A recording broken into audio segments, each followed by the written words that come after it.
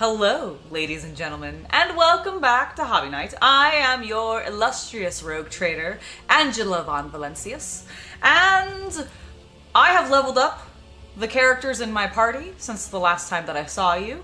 I actually did what I said I would do in between sessions. My goodness, you can thank Chaos Cultist for that, because if he hadn't reminded me, I probably would have forgotten.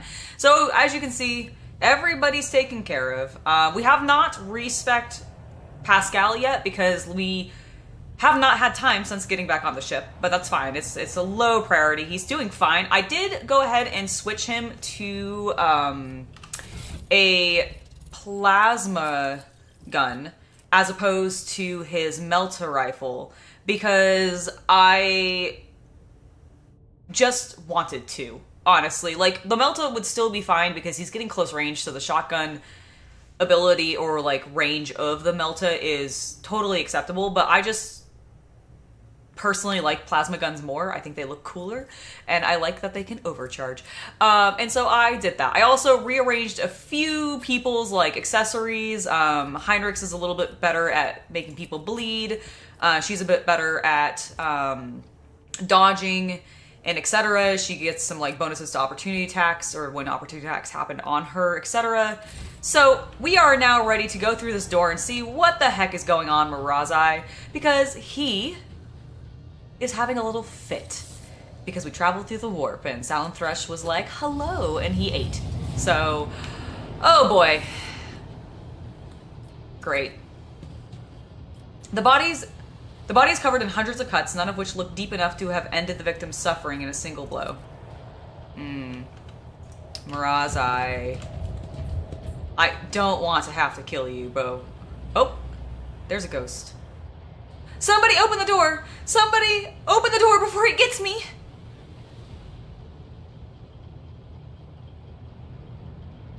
Also, hello to Luke and Havman and Battle Cube all in chat. It's lovely to see you guys. Luke, thank you for waking up and being up so early with us. I know it's very early in the morning for you, so thank you for being here. Battlecube, funny thing, I don't know anything about stats, but I saw earlier you added logic for Pascal, and I was like, he would approve. He would approve. Yeah, no, he's my logic boy. Like I have made, like, that's one of the reasons I actually bring Pascal in literally everything, is because he is the guy that I have dumped literally all of my tech use and logic into because it seemed, well, frankly, logical.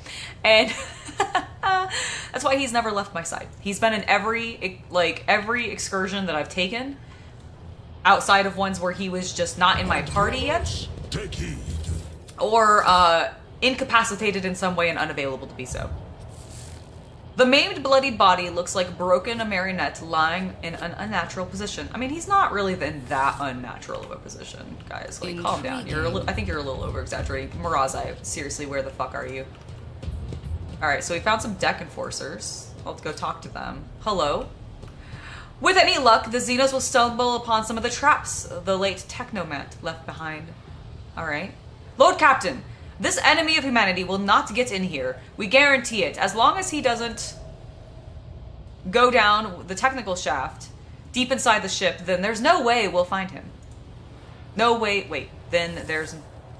Oh, I see. If he goes into that shaft, then we won't be able to find him. Alright, well, that's fine. These are barricaded. This is all barricaded. Can I go up this way? I don't think so. I think this is also barricaded. Yeah, that's also barricaded, and I can't seem to jump. Let's go this direction for funsies. There's a servant chilling there.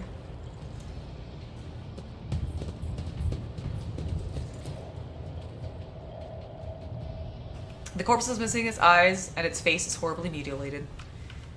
Marazhai, what are you doing? What are you doing, boy? With any luck, the Xenos will stumble... Okay. Oh, that's a demonette. You have to leave every light in the house on. Sometimes, yes. Did I leave every light? Well, all of the ones in your OF room, all of the hobby lights. I am... 5 or 6 of them at least. My goodness. Lord Captain! The God Emperor be with you. And with all of us, too. The Enforcer can barely surpass the tremors running throughout his... Oh, I'm sorry, it was a dude. I gave him a way too feminine voice. Only you can deal with this spawn! Permission to report, your ladyship.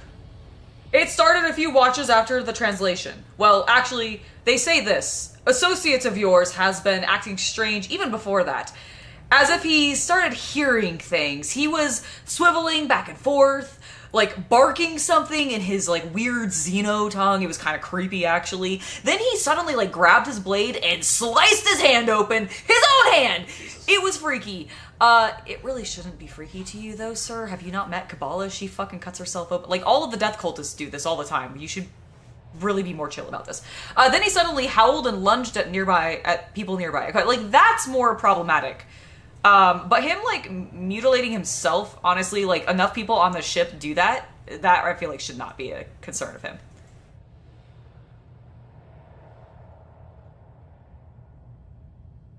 That's true. LED lights are very low energy uses, but not all of them were LEDs. The voice of she who thirsts. Yulet turns pale. He heard the call. Any of our kind who find themselves beyond the veil become tempting prey for Salanthresh.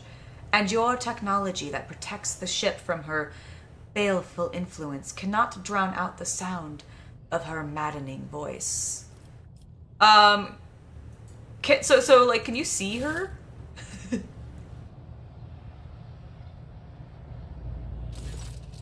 The officer looks behind him, glances around the deck, and turns to look at you in alarmed expression. See? Who? Your ladyship? I cannot see anyone, Angela, but I can certainly sense a warp presence nearby. You're saying you can perceive it. Then the entity itself has decided to reveal its form to you. The real question is, why?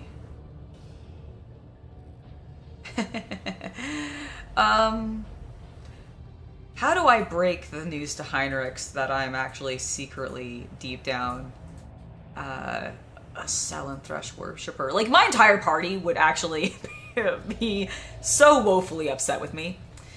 Where is Marazhai now? Who? Oh, right. The Xenos. Well, he holed up in there. He nods at the barricaded gate. He corralled a number of crewmen in there, like Roxas, to a slaughterhouse. All we could hear were screams. Well, we couldn't save them, so we locked him in there so he couldn't crawl back out. Unless he finds a crack to squeeze through. I mean, he is very lithe, he could. Who were the victims of this massacre? Anyone he could get his hands on, your ladyship. Officers, serfs, a technomat. He even attacked a servitor, although that didn't last long. He just tore its head off. The rest of them, though, the Xeno scum tortured the life out of them. You can see the color draining from the officer's face. Alright, I've heard enough. I'm heading inside. We'll unblock it right away, your ladyship. If only there was a way to flush the fiend out without going in. He stops and pales even more. Throne's mercy. I completely forgot. The late technomat. He turned on some security systems right before he bled out. We figured if the Xeno's thinking about showing his face, those systems will get him. The point is, we should go with you, your ladyship, with your permission. It just wouldn't be right if the Lord Captain to go in there alone. God Emperor help us all. The officer tries his best to speak calmly, but his voice is quivering. The thought of going inside the compartment that has become a death trap fills him with dread bordering on panic. Okay, but I did not actually approve of this.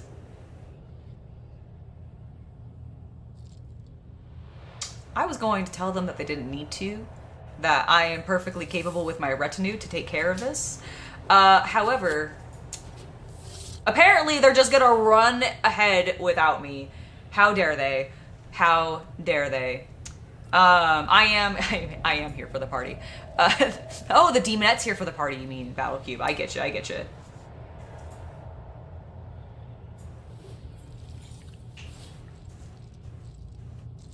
Okay, well, let's skedaddle. Oh.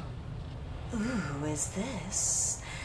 Is it the ruler of this vessel and the mistress of the lost child? Come closer. Let me get a good look at you. Oh! Okay, well that was a bit unsettling.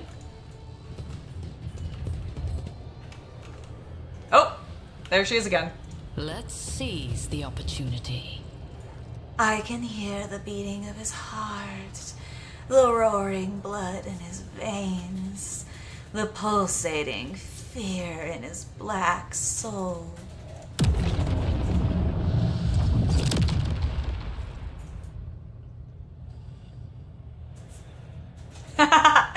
Exactly, Battlecube, exactly.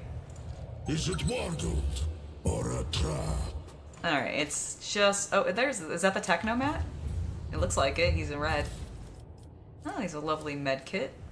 Ooh, Master Surgeon gloves. Each time the wearer uses a med kit, it provides an additional +7 temporary wounds.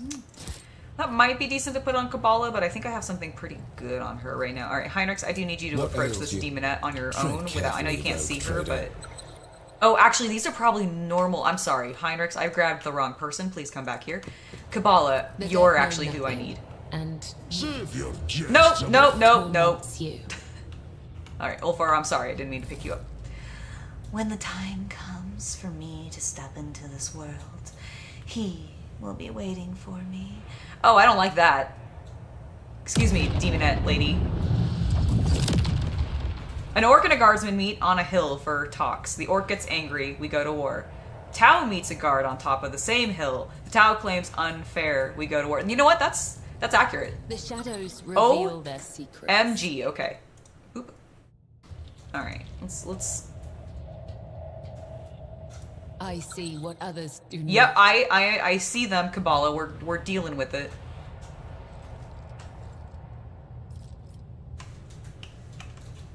All right. Where do I go to? Oh God, it's like all over there. Okay. Oop. No sleep, no rest, only duty, only death. Oop. Fortune smiles. Oh, on us, an ill. Jeez! What kind of security system? How do I have this many mines just in my floor?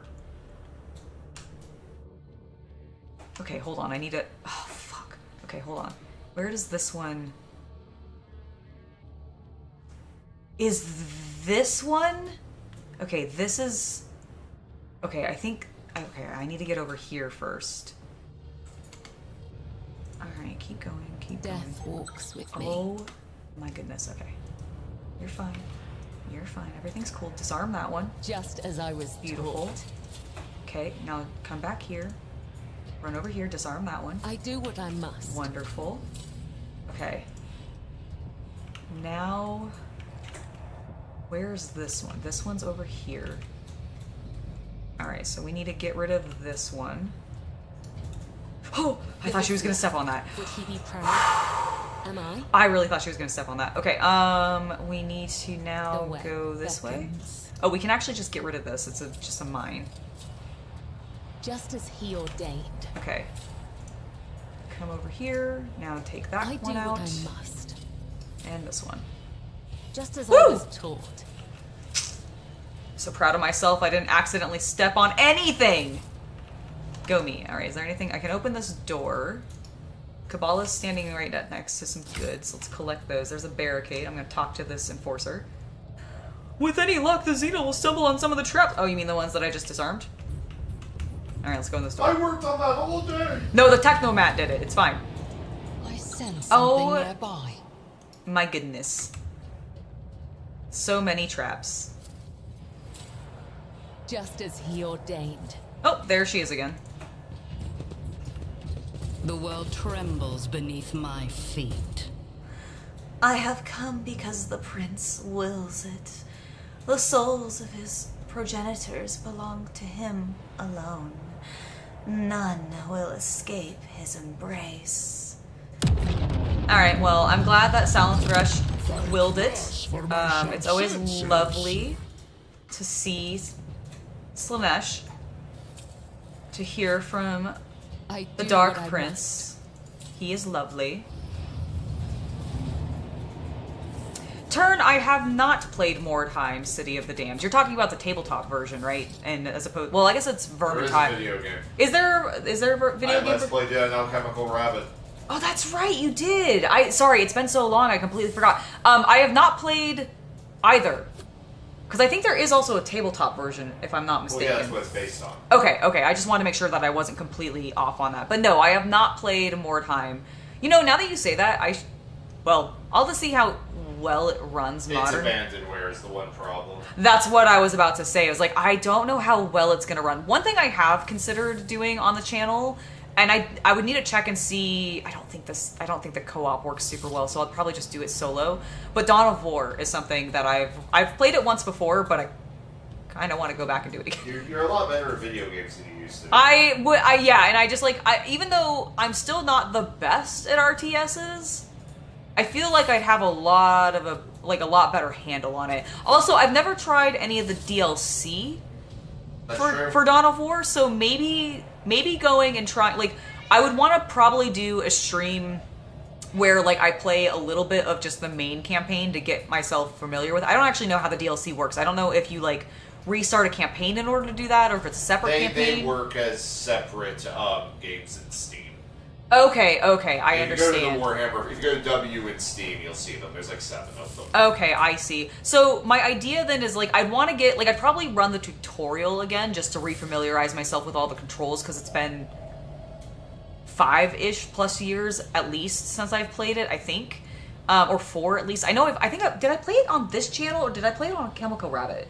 You played on this channel. Was this channel? Okay, so then it's been probably I think it was early, so I think it's been 4 to 3.5 years. So I don't remember the mechanics or the game controls super well, and I'm one of those people that I gotta be into a game for a little bit for me to really get the controls if it's not super straightforward, especially if there's hotkeys and stuff, to be able to build things and all sorts of things, because I will forget those. I don't retain good muscle memory to those kinds of things normally. Oh, Luke says, CC, you were a legend on the last gaming stream. Link in the top right. Hobby Night Gaming. Yes, absolutely. Please join the Hobby Night Gaming channel. That is something that Chaos Cultist and I are both going to be using more as we go into this year. He's been playing Avowed on it, if you wanted to see a little bit of that before you either try it out on Xbox Game Pass or purchase it yourself on Steam or something like that. I absolutely recommend. Yes, you do hear a Mog singing in the background. She is, you know what? She probably is hungry.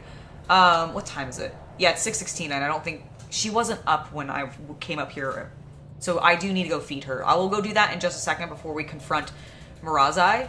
But yeah, he's been doing that, and so please do subscribe to the Hobby Night Gaming channel. It would be lovely.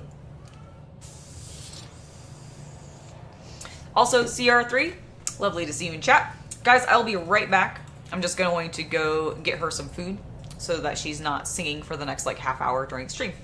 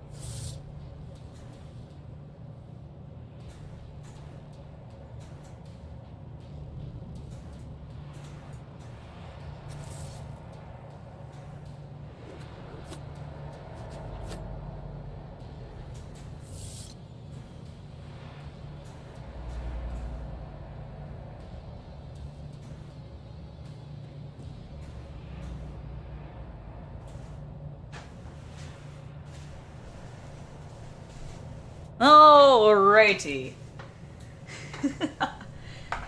I know, I'm so bad. I understand. I'm sure Marazhai will punish me later. He did use his agonizer on me already. Very exciting. Okay, but let's keep going forward. We're talking to Silent Thresh. It's lovely. Oh, he's not. Oh, there he is. Hey, buddy. How you doing? Oh, you're freaking out. Marazhai jerks his head up when you appear. His already gaunt face is tightly wrapped in a pale gray parchment-like skin. Oh, sorry. Let me just restart this completely. Marazhai jerks his head up when you appear. His already gaunt face is tightly wrapped in pale gray parchment-like skin. His teeth are bared feverishly, and his dark eyes have turned into two pitch-black mirrors that could show your reflection clearly if you were to gaze into them. He opens his mouth, but instead of words, an unnaturally long, rasping hiss comes out. If this creature ever possessed intelligence, there is no sign of it left. Oh, great. Marazhai, have you succumbed, to an artisan of pain? At last. The resonant voice that has followed you on your journey through the deck sounds like it is coming from every direction, chilling you to the bone. At last we meet, my poor child. Look at him, mortal. Look at how he yearns to return to the one who caresses his kind, whose caress his kind rejects so stubbornly. Come, child, follow my voice, and my prince will grant you all the bliss and torment in this universe. This ends now. Heinrichs draws his weapon, and the air around him grows colder. We are putting the rabid beast down for good. Yulet exclaims something in the Eldari language. The eludicator fails to process her rapid and elaborate speech. Without waiting for Marazhai's response, she turns to you. My dark kin has lost himself in the fight against the pull of she who thirsts. Allow me, Elentok. However great our differences are, however dissolute and depraved the dark ways may be, I cannot blind my eyes and let Silent Thresh take him.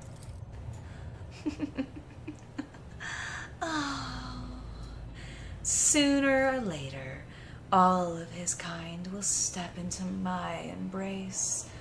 The prince is patient. The prince knows that every Eldari soul is already his. The Demon's voice suddenly forces itself inside your mind. But if you let me get close to the lost child, if you lull him into letting his guard down, my prince will reward you, Angela. The soul of this pathetic Xeno is a small price to pay for the blessing that comes with my master's favor. Holy fuck!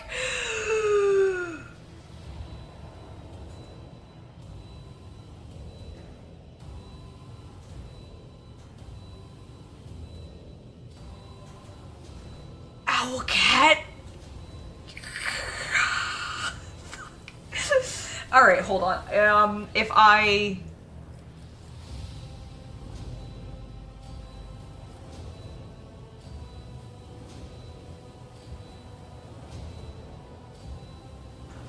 I'm so torn! I'm so torn! No, I'm not doing Heretic playthrough. Fuck. I haven't really done much heresy. Maybe it would be okay to do one heresy.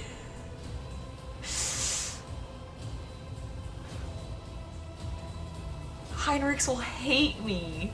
Yes, she will. Heinrichs will hate me. Okay, we can't. I don't... Okay, if you let me get close with the lost child, if you lull him into letting his guard down, my prince will reward you. I don't want to lull him down, but I also don't want to attack him. I'm going to try to bring him to his senses as a treat. No, I have to say, okay, here's the thing. Here's the delicious, delicious treat. I know what my next playthrough of this game is going to be, and it's definitely going to be a heresy playthrough, and I am going to fucking indulge in some Slaaneshi everything. Oh my god, okay, I'm going to try, I don't want to kill my new Dark Eldar pet.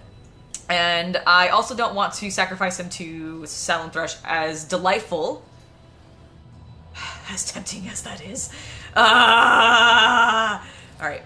The Drukhari stares at you without blinking, teeth still bared, his frenzied expression frozen like a mask. You hear hissing again, this time lower and angrier than before. This unit has received a signal from the Omnissiah. Pascal points at the metal platform beneath Marazhai's feet. The transfer plate upon which the Xenos has short-sightedly made his lair can be reconfigured to send a short discharge of the motive force. This unit could use it to impart a modicum of reason to this crazed creature. Ooh, okay, I do like the idea of that. I'm gonna look closely at him first. He is freaking out. I cannot actually zoom in over at him. Look closely. Okay, there we go. Bloop, bloop, bloop, bloop. Oh. I zoomed in so close that I disappeared. Marazhai, half crouched, is teetering slightly, and that is the only movement you can see. His body language shows that he is ready to attack, as do the blood-stained blades he is holding. You are being addressed by the rogue trader, the master of this vessel. I command you to compose yourself before the God Emperor chosen, and beg for forgiveness of your crimes.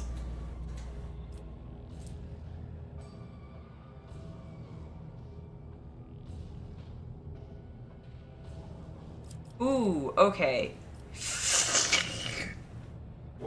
Sorry, I have so many options, and okay, I think... Do I let Heinrich's biomancy him? I'm gonna try to talk to him. I'm a chatty person. Let's see if this works.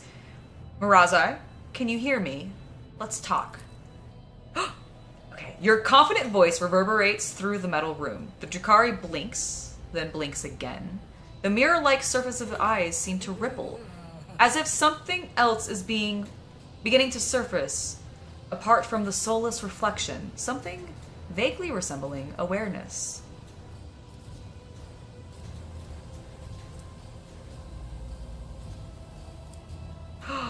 Oh, interesting.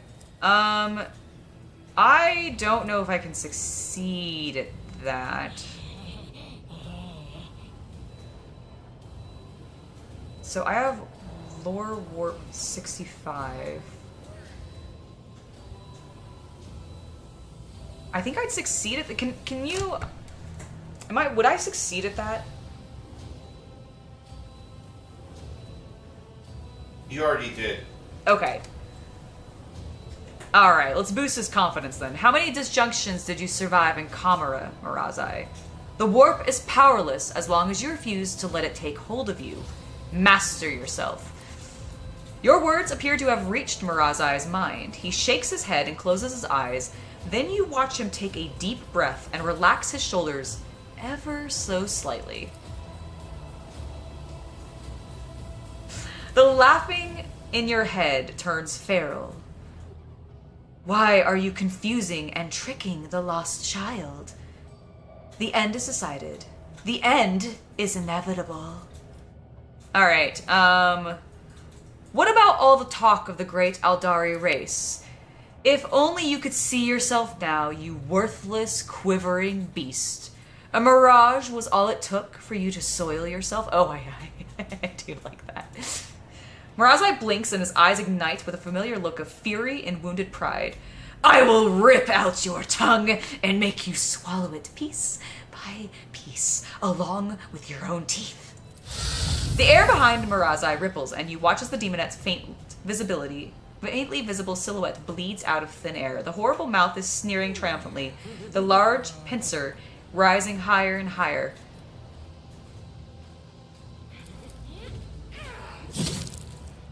The demonette brings her pincer down on Marazhai's head. The clang against his raised blade. Marazhai crouches and shoves the shrieking warp entity away from himself. Ha ha! I saved him! No! No! You are mine, Marazhai! You're mine! She's so beautiful. Oh, and she's brought sisters! Her hair's bigger. Existence is naught but ashes. All right. You will enjoy this. Oh, okay. We've got some corrupt... Excuse me. Where did you guys come from and why are you corrupted? Alright. We're gonna put... Fuck, we're kind of surrounded. I'm gonna put Yulit actually down here. I want her to be in cover and a little bit away from everything, and everything will scoot towards me. Kabbalah, you are actually gonna stay right where you are. Heinrichs, you are far too close to that demonette. Or, no, I'm sorry, that's an enforcer. You're still too close to them. I do not approve. Go there. I shall be here. You know what, should I put Yearlit there too? You know what, I will. So she can actually see more. Oop. She's still in partial cover there. Yes, she is. Okay. Kabbalah, you're good. Pascal, I am gonna put you, friend.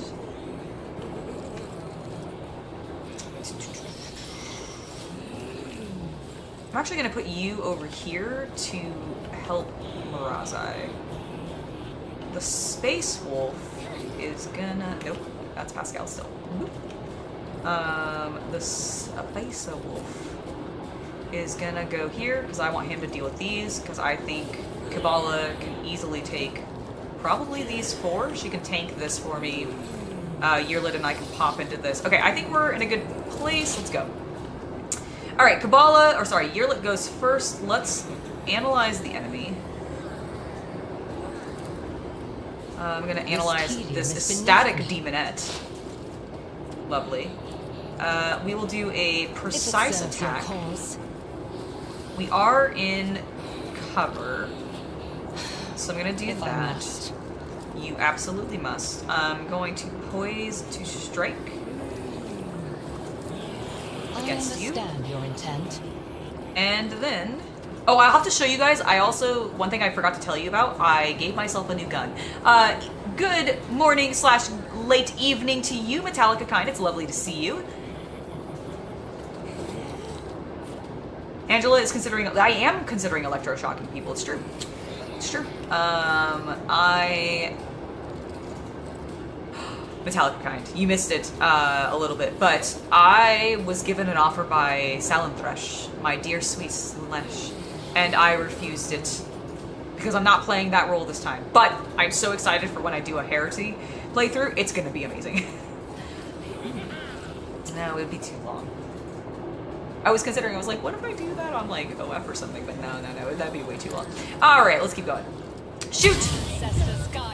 Oh my god, you did so much damage, and she's on fire. That's beautiful. Thank you. Alright, Death Whisper. Let's go ahead and do that. Shoot her again. Beautiful. Alright, good job. Oh, she summoned an additional person. Alright, well, Marazhai, I do not know. Oh, I'm not controlling you, of course. Why did you go for her and not the person that was literally, the 2 of them that were literally in front of you? All right, well, regardless, I am going to... I can't wait to kick her. All right, we're going to do a devastating attack. I am now going to charge. I really want to charge. I'm going to save her for last. Let's charge this one. So shall it be. Alright, she's on fire. I have 4 AP left, so I'm gonna kick this lady away from me. Take that. Alright, she's on the ground. That is fan-bloody-tastic. I'm gonna pop this, and now I'm gonna go pew pew pew pew pew to these guys. Oh my god, dead! Oh, took her head right off! Wonderful. Okay, we're not gonna do that because that'll hit. I really want Heinrichs to... Okay, we're gonna just do this to get rid of these guys.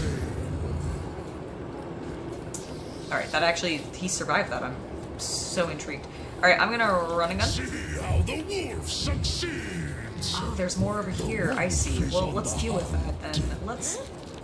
Oh, if I get... Oh, hold on. Let me go here. Hold on. I want to swing. Oop. Oop. I'm gonna swing at you. Oh, beautiful. Also on fire. And then go into a cautious approach and end your turn, my friend. Kabbalah. Darling. Go here. I am your blade and shield. You damn right you are. The shadow's final weapon. Alright. Death is a blessing. Beautiful. How is he still alive? How is that? How is he still alive? He has 1 HP left. That is bloody shameful. Alright, well, do raining blood for me and end his life. As honor. Wonderful job. How? What am I missing? What am I missing? What am I missing? Yeah, but surely he should die, right? Okay. I'm just gonna jump over here. What do you mean I can't? I would that I could. What? Your target's not too far. Oh, are they seriously out of your range? Kabbalah. What? Okay, we'll do that. And now... What? How are you out? I am so confused as to why she has no range anymore. Why can't she do her jump? It's within... She has a two-handed sword equipped?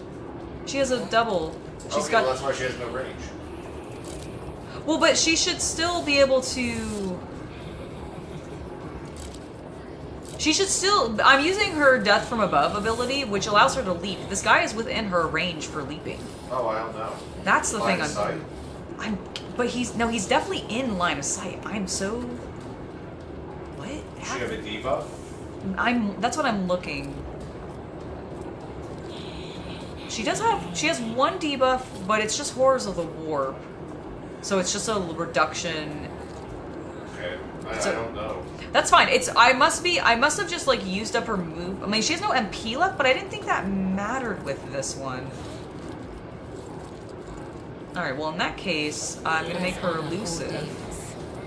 And yes, I also am going to vow to dispatch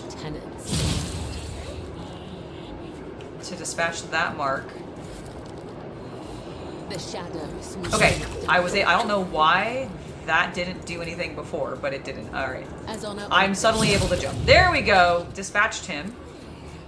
Alright, can I now potentially, like, dispatch this? Why are you still alive?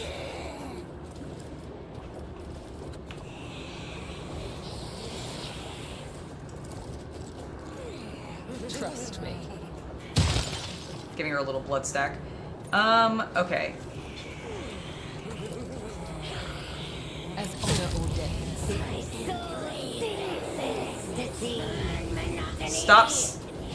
Stop stealing. What are you doing? She's sucking Yearlit's life force out. What is she doing to Yearlit? Clouded Mind. This creature is under... She's... no. How very rude. Alright, Pascal? Analyze people. Excellent. Do that.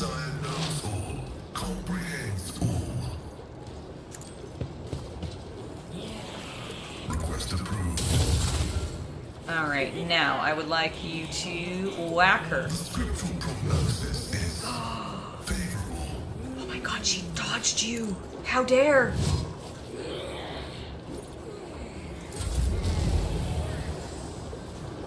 I didn't want to resist though, I wanted to succumb.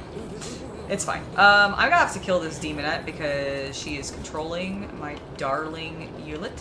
Heinrichs though, please? You're under my command.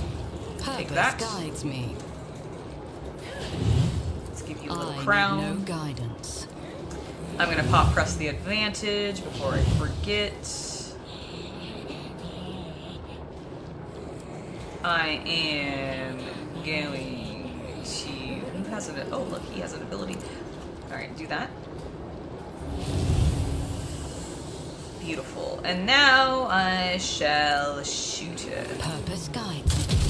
You dead. Oh, took her head off. Oh, by the way, look how cool my... Okay, you can't actually see. It's very cool. Hold on, let me... Look at how cool my gun is. It's badass. Bam. It's like a giant... I feel like I'm wielding like, what's the... Is it Ouroboros or something? No, that's not correct. What is that giant gun that we watch Kentucky Ballistic like shoot that he has like usually mounted? 4-bore. 4-bore. I feel like I'm holding like a mini 4-bore in my hand now. It is, for anyone that's curious, it is a solid, it's a sharpshooter rifle. So two-handed, shoots solid projectiles. Pretty good. And if there's like enormous creatures, I do extra damage. Which is lovely. And I feel like such a badass. I don't know why she just blew up there a little bit, but she did.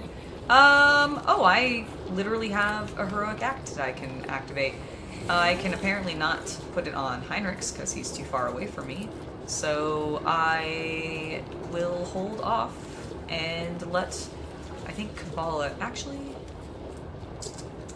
I'm gonna let Kabbalah deal with that. Yearlit's no longer controlled, so that's great. Closer. Let's just use the rest of my AP to go ahead and do this. Is anybody bleeding or like doing anything stupid that they shouldn't be? No. Wonderful. Inspire him. Ruin beckons. And can I do anything else? I can. Not. Wonderful. I am unsatisfied. Okay, I don't like that you're controlling my Space Marine. I do not like that. Alright, Yearlit. Can you see the one? Yes, you can. Go there. Beautiful. Get a little blood boost. I would like you to If it mark. serves your cause. Do that. If I must.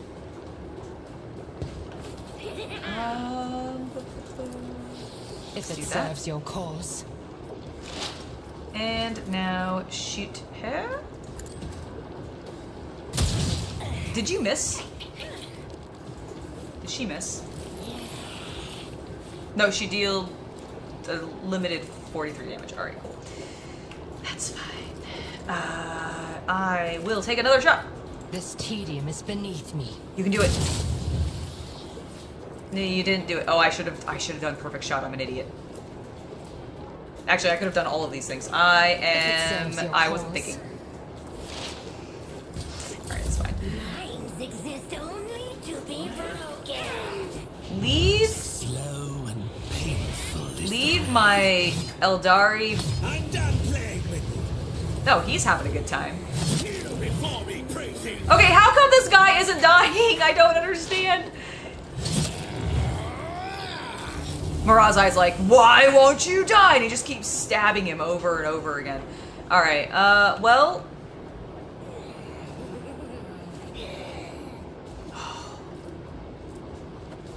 Can I easily death waltz? I'm really not in a good position to death waltz. Death comes in silence.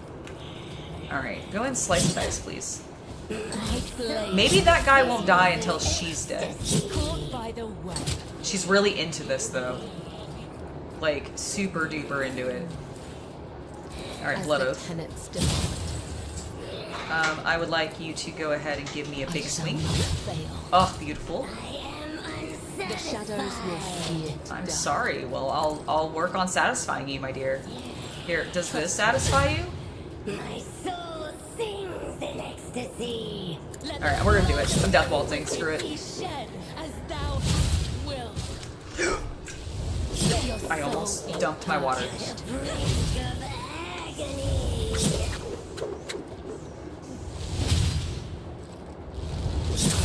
The other side awaits. I hope Marazhai didn't want to do that because I'm sorry, Kabbalah did. Alright, can we jump As on over our here? days.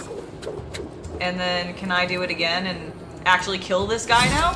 Why won't you die? He's like on fire. Alright, well that was a waste.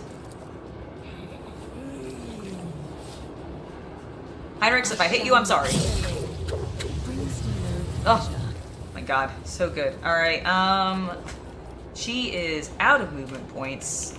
I could attempt to hit him again, but like, I'm a little concerned he's bugged. We're gonna do that. And do that. No, Pascal! Okay, shit. Both of my boys are controlled now. Oh, they're just skipping their turn, though. Is that all that happened? Is he just skipped his turn? Oh, well, in that case. Pop that, first of all. He's still not dead! Oh my gosh. Okay, do that. Of course, Lord Captain. Ugh, I love when he calls me Lord Captain. Alright, I'm gonna charge you after I do this, because I always fucking forget to. I'm gonna give myself a little boosty boost. And, oh my god, I have so many things I can do. Let's just go ahead and... how do I get the most of us? Naturally. That seems good. Alright, and now charge. Oh my god, exploded into a bazillion pieces. Lovely. Ignite! Oh, I see. That's why I couldn't kill him. He was mine. Oops. Marazhai turns to you, looking the same as ever, with the exception that you can see grayish-blue veins through his parchment skin, and something resembling terror in his eyes. They're gone, Angela, but still lurking at the threshold, keeping watch. I can hear their whispers. How do Moncay bear them for days and days on end? You hear genuine confusion in his voice. You will hear these whispers every time the Void Vessel travels beyond the veil. Learn to accept this. Find an anchor for such times, or lose yourself. I will be your anchor! Blah, blah, blah, blah. The Emperor protects you. You're absolutely right. The Emperor was protecting that guy. It is damn near a punt gun. You're absolutely right, Nobody Home. It really, really is.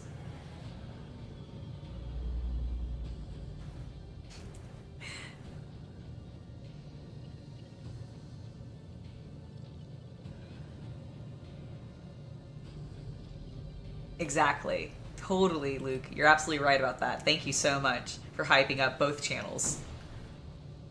Alright, cool. Marazhai scoffs. An anchor, Assyrian? That is for those who seek to delude themselves with false limitations. As long as I have victims in plentiful supply, I won't let Salanthresh claim me. Heinrichs is looking at you intently. You realize that the cold sensations still remain. The interrogator is ready to strike, waiting for you to say the word.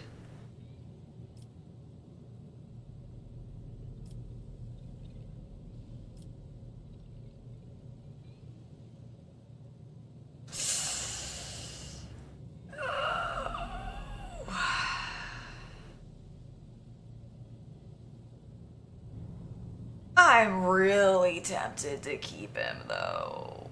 I don't think I want to let... Are you sure you've regained your senses? I never... Marazhai gnashes his teeth. I forgot myself for a moment. Nothing more. Your presence is causing me a great deal of grief, Zeno. Marazhai's voice turns into furious hissing. Your kind stepped beyond the veil with nothing more than your crude technologies and prayers to a deaf god. And you expect those, such as I, to rely on such partly protection from the terrors of she who thirsts? One of the enforcers lets his emotion get the better of him. Throne's sake, Lord Captain, why are you even listening to him? That there Zeno is worse than a wild beast. How can a ship that sails in the God Emperor's light allow one of his enemies to act like he's master here? Marazhai looks at the man hungrily. The living meat that serves you talks too much. They would, however, make for perfect playthings. He looks straight at you.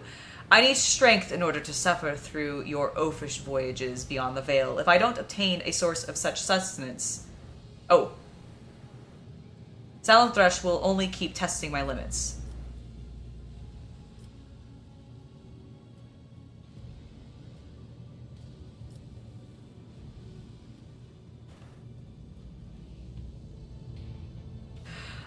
boy. All right. Well, I don't want to just let him run around and keep murdering people.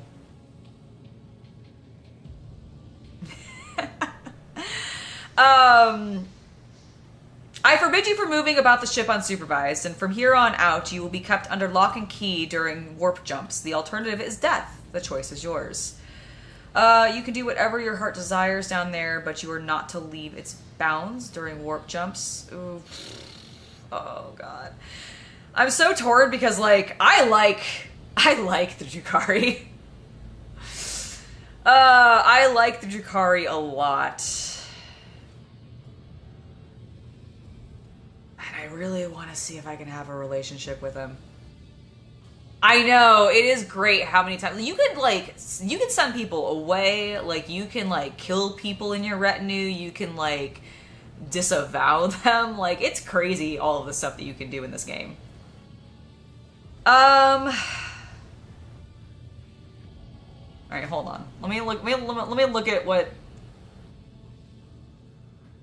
the problem is I also don't want the people to hate me.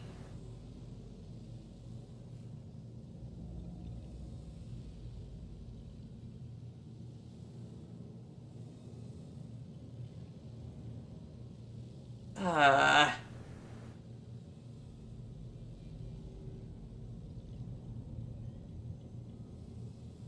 really tempted to... Owlcat was here yesterday. It was quite crazy. Very, very honored to have them in chat. It was lovely. And hopefully I'll be working with them in the near future, so fingers crossed. Oh, do I let Heinrichs kill him? Like, part of me is like...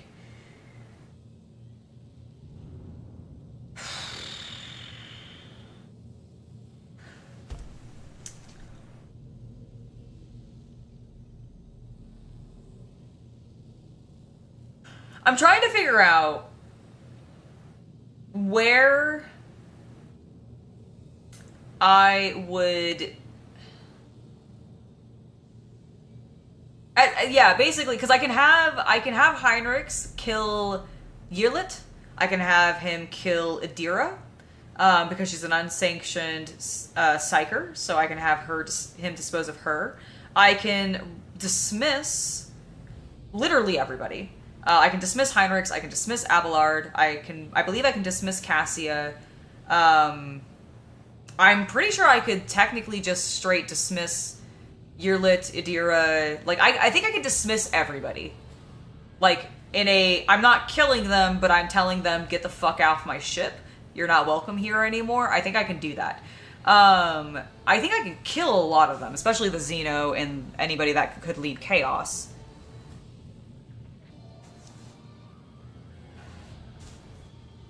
Owlcat does like freaky players. They absolutely do. I mean, the fact that they wrote a scene into this game where you can literally, like, the fact that they wrote a scene into this game that you can literally boink Heinrichs, the interrogator, who works for the Inquisition of the human empire, in the Dark City Camorra, is hilarious to me, and I love them for it. Like, absolutely love them for it. Highlight of my entire stream so far was that. Also, just want to say hello to everybody who is watching and everybody who is lurking as well. It is lovely to see you guys in chat. Alright. Fuck, do I...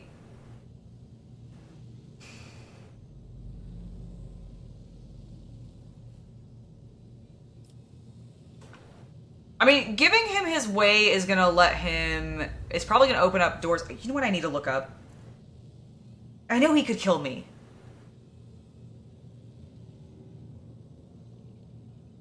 I mean, the problem is Marazhai, in regards to, like, being in my actual, like, group of people that I bring out with me, is probably unlikely. It's great that he it's interesting because in my, like, opinion, I feel like he and Kabbalah are interchangeable in regards to, like, both of them are very melee, both of them are very assassin-y, etc. And I think you definitely, like, want to lean Marazhai into assassin very quickly. I don't care about your stupid survey. But yeah, it's interesting. Okay, let's...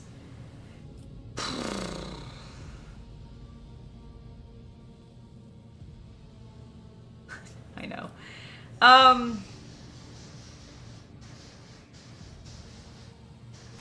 right, there's something I want to look up before I do this. I need to figure out how difficult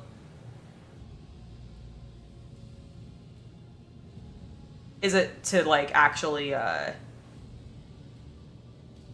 get him into bed. Romance. Because, like, he is romance.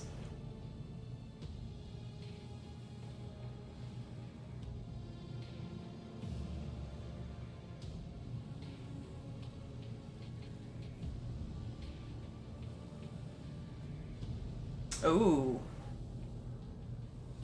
Oh no, I read something very enticing.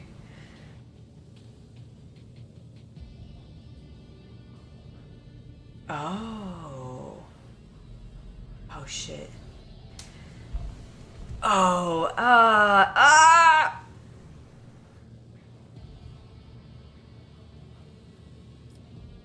So I just realized what's happening with these choices. And I kind of love it. And Luke, it's fine. I would have figured this out very quickly. And if I really just thought about it, it would occur to me. So I have some interesting options here. Obviously, I can kill him, which would, if I let Heinrichs do it, I'm sure that will endear Heinrichs to me more. If I do it myself, that's me just being like, no, this is my ship. I take care of my things myself. Here's what I realized. I will change nothing. Nothing's changed. Our relationship, Marazhai and I, nothing changes. I shall grant you hunting grounds. That's being pretty submissive, isn't it? To his desires. However, I forbid you from moving around the ship. You must have an escort. That's pretty dommy, ain't it? So that's what we're going with. I forbid you from moving around the ship unsupervised. Marazhai freezes. You meet his enraged gaze, filled with the promise of torture and agony. But then you almost see something inside him give, forcing him to incline his head slightly. Let it be as you say, Angela. The officer cannot suppress a relieved sigh. Well, that's something, at least. Many thanks, your ladyship. Alright, so Heinrichs may not be super happy with me, but I just domed the fuck out of Marazhai, and I love it. Alright. Excellent, excellent, excellent, excellent, excellent, excellent, excellent. I'm very pleased. Intriguing. Can I talk to him? I cannot. He's having nothing to do with me. Alright, well, he can't kill all of my people anymore. That's good. I cannot believe he slaughtered. Look how many people he killed. Unacceptable. I'll teach him restraint.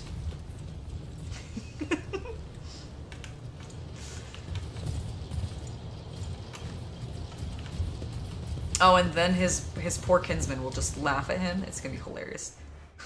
I don't know why I want to torture him so much. I look forward to, at some point, completely subbing to him, though.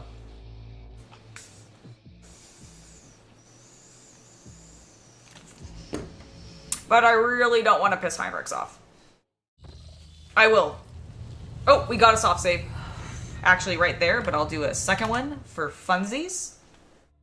We're ready for orders, Lord Captain. All right, Heinrichs, I demand booty. What can I do for you?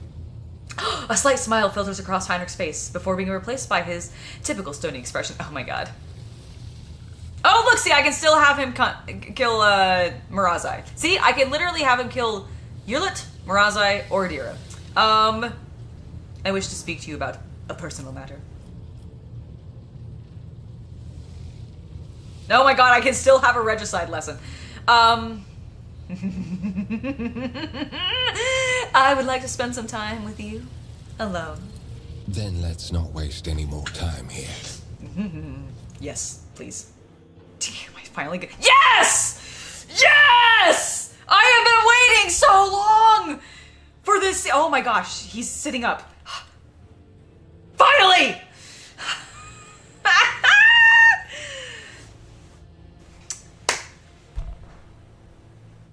I have boinked this man 3 times now, and this is the first time I've got to see him in his underwear. Are you winning, son? I'm winning! I'm winning!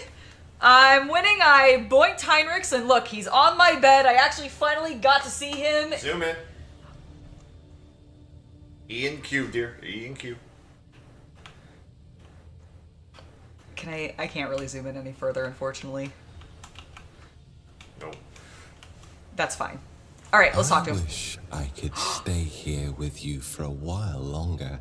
Even just an hour. I really kind of want to talk to the... Because I know a YouTuber voice acted Heinrichs, and I'm like, so when you were voice acting the, like, romance sections, was it awkward or not? Okay, I know I just boinked my boy, but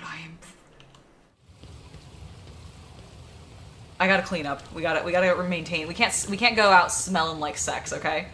It's inappropriate. I have to. I think I'm drowning. I think I was fully submerged in the water. I'm fine now. My head's out. Address the Master of Abulations. I wish to see someone from my retinue.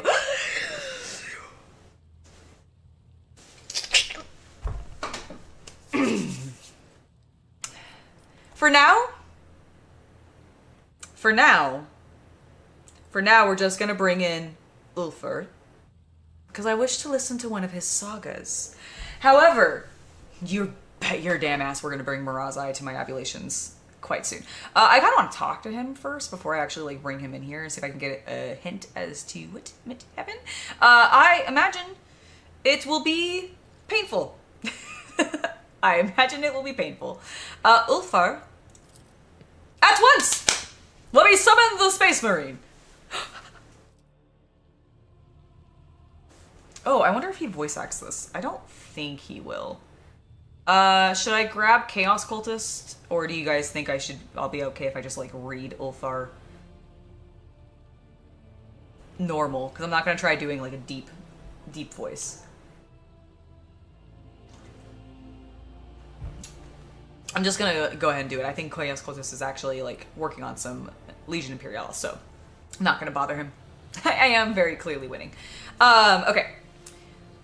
You have fine chambers at Vetter. Now, what kind of saga do you wish to hear? Ooh. I'm in the mood for a terrifying tale. Actually, should I do... Chat, do we want Valor? You want me to grab CC? Okay. Chaos Cultist! No. You guys have spoken.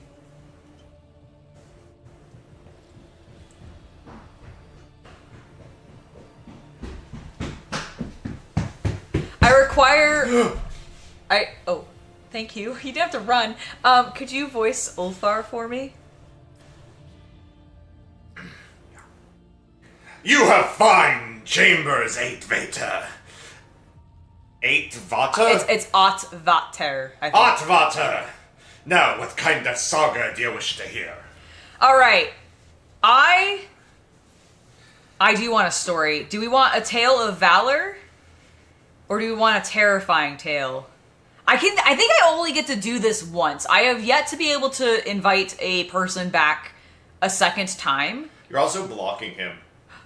What? Oh god, I am. Hold on.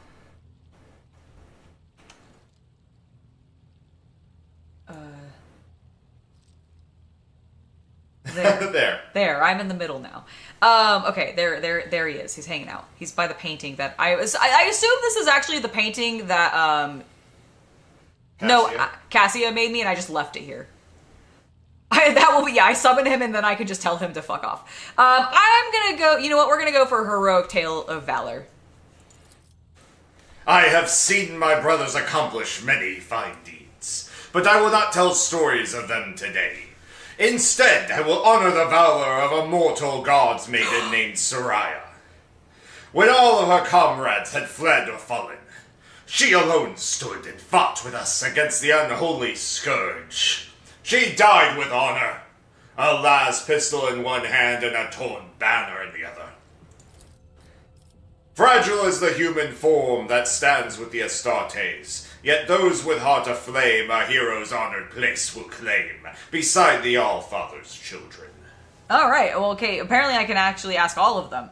Yeah, summon the Space Marine to my bathroom at once! I'm in the mood for a terrifying tale now. Once, when I was a foul sorcerer bewitched me in battle. It made me see my own brothers as a Vorp spawn, and I attacked them.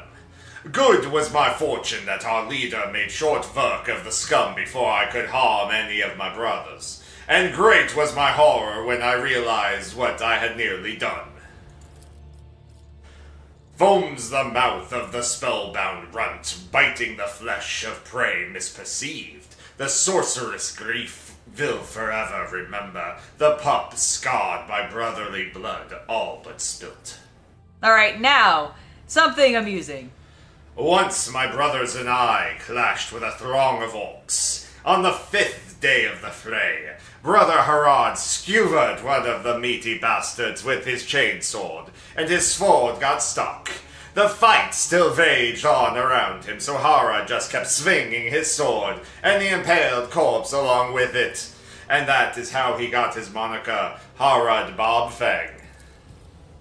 Flies the green carrion above a battlefield bloody. 'Tis the banner of Harad, his glory displayed. It sends his foes fleeing, afraid of becoming Bobfang's new standard. Alright, thank you, Ulfar, that will be all. Until next time, Aidveta. You are once again alone. The Master of Abulation stands at the ready, patiently awaiting your command. I shall relax. The tension leaves me. There's less worries, and then I open my eyes. Oh, he's still here. Alright, well, I'll finish my abulations. I almost said vagulations, which is not what I'm doing. Why are you... Hello, Ulfar. Broke free the bold from captors grasping. Dark cities. Hapman, thank you so much for the $2 donation. Eternally disgracing. He is the best. I appreciate you saying Flows so. now this saga in the hall of glorious feasting, where all extol the wolf mighty and the yet fatter cunning. He thinks I'm cunning. Aww. Oh, I'm covering him again. Hold on. God damn it, I moved. Boop. Alright, there we go. There we go. Now I'm back in the corner, out of the way. Hello, Dim. It's lovely to see you. I hope you're not going to put off the feast.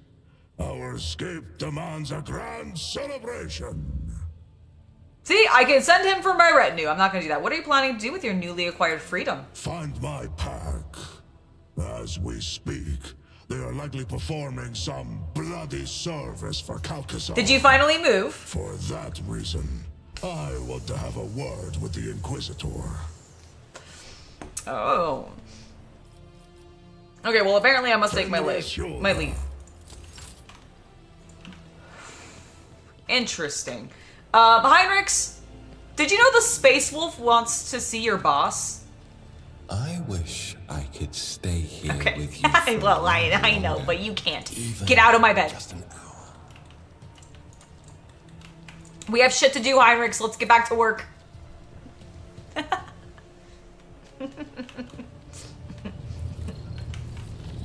All right. As I die, I am gonna pet my kitty.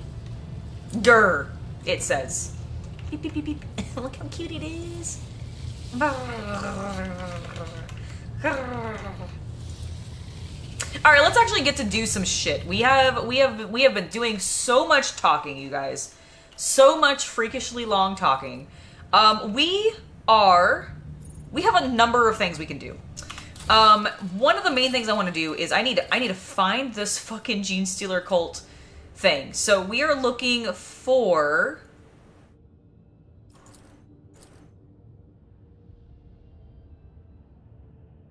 Jessavon. Okay, so as we travel, look for Jessavon, okay? I know. I like that Heinrichs also was still there, and he was like clear. Like, I just like to imagine he was listening in to the stories like at a distance. All right. So like all these have names. Oh, well, thank you. I appreciate it. I wanted to throw something cute on, but that was simple and easy, and it gets like it's. Sometimes when I have like my shoulders uncovered, I get really cold, like randomly. So I just put on like a light sort of jacket, or it's a bathrobe, but to cover my shoulders to keep me warmer. Although sometimes with these lights on, it's not so bad. But oh, you're right. I will do a hard save. Also, thankfully, let's check our void ship out. We have 504 scrap. Look at that. I don't think we've gotten anything new. I will go ahead and upgrade the hull. Ooh, that was a lot. That was actually a little bit... Well, I've already done it. We don't need to repair anything, thankfully. I will do a hard save for you, Luke. Let me not forget that. There we go. Okay, Foulstone is fine. While we're in this screen, before we actually move on, let me stop gushing and thinking about all the naughty things that I want to do to all of my party members, and instead look at my colonies. Because we've been away for a while, shit's probably happened. One of the projects has been completed.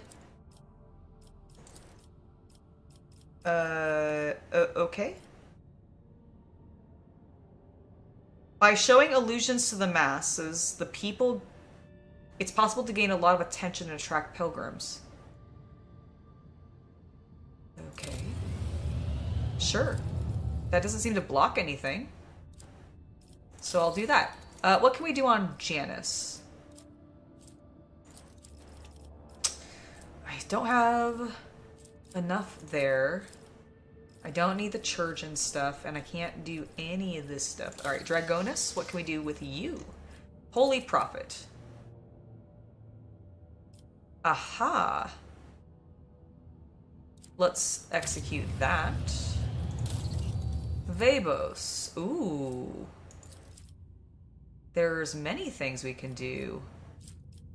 Sure, go ahead and do that. Kieva Gamma. Vigil of the Tech Guards. Alright, Flawless Servitors. What's this? Battle Servitors. In shipping count. Oh, no, I want Combat Servitors. What does this give me? Lord Captain's retinue gains the wisdom of Tech Guards. Oh no, that's fucking worthless. I want this. How do I get this? What do I need? Mechanisms. I need mechanisms. How do I want... Okay, I have mechanisms coming in. Alright, we need more mechanisms, everybody. We're looking for the people where we sell the ship fuel. What the fuck? Why? Why am I so zoomed in? Why am I so... Okay, there we go. Everything's fine. We need to find those people again. You know what, I'm gonna go here because we have some sort of... Oh, this is the magnetic storm. Can I deal with this now? Your ladyship! Judging from his tone, Danrock is practically bursting with hidden enthusiasm. I humbly apologize for distracting you from matters of the Protectorate, but I simply must beg for a moment of your time, my lady. After all, this concerns the illustrious Mistress Kabbalah. Oh shit, now, what has happened? Doubtless it has not escaped your powers of insight that she has been rather not herself lately. Truly, Mistress Kabbalah's soul is a oh, I do have a lot of people to talk to, actually, on my ship. A tenuous place. But even I noticed the change in her bearing. When I finally had the spare moment to think on what could be done to address this, it dawned on me. Another social occasion. I dare say the first one went rather well, did it not?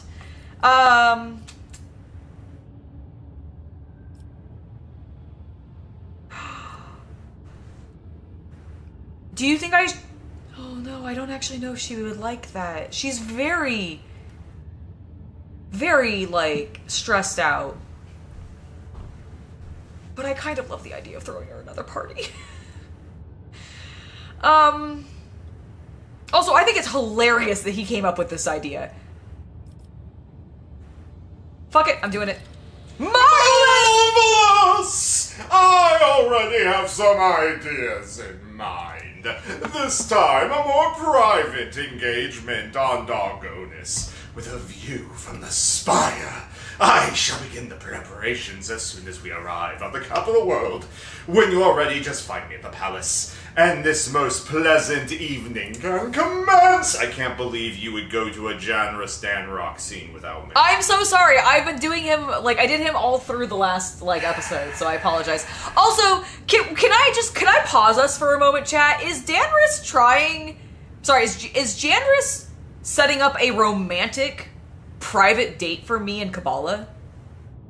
Because he just said a more private engagement with a view from the spire. Is he setting up a moonlit candlelit dinner for me and Kabbalah on a balcony near the spire of like one of my what?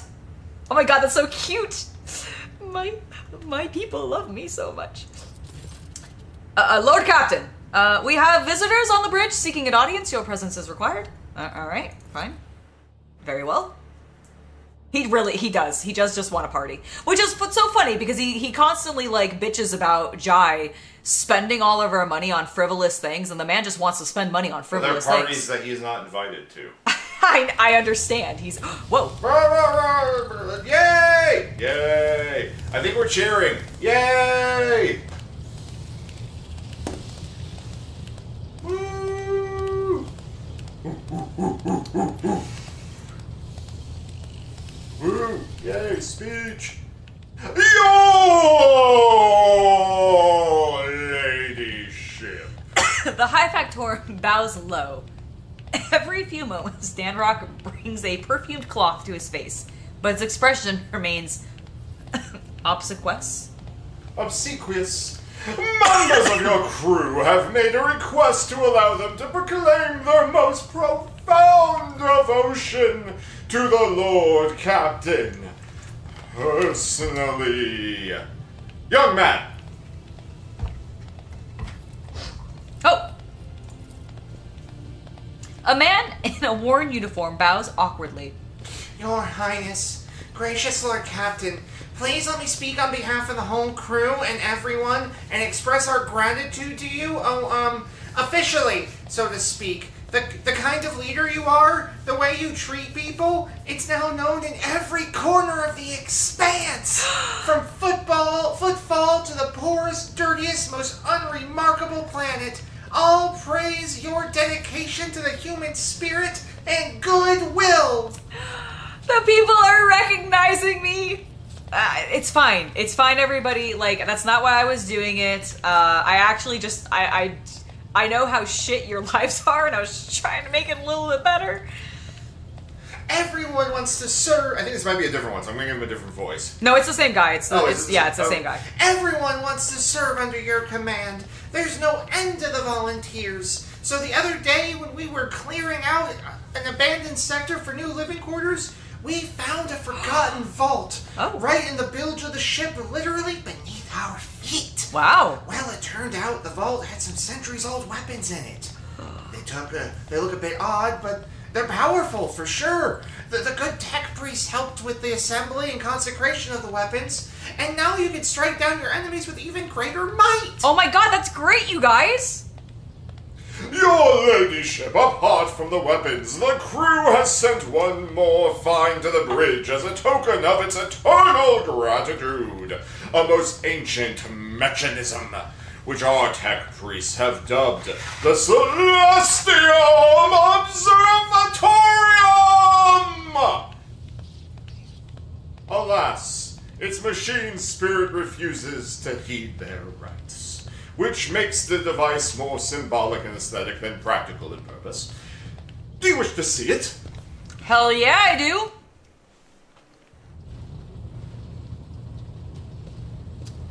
Yay! Woo!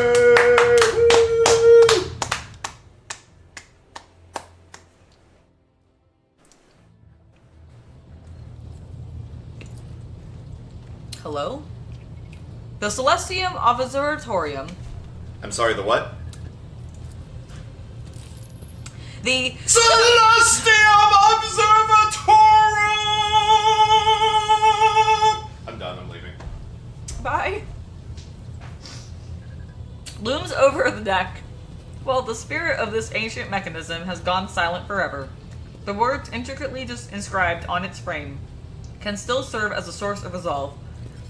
A keen gaze sunders the darkness abloom with deceit and reduces all corruption to ash. Well, that's lovely. Is this gonna just live in the middle of my walkway now?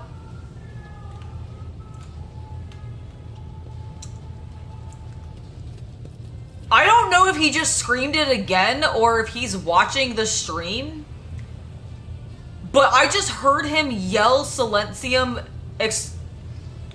Celesti. Is that what it was? Good God, you were so loud!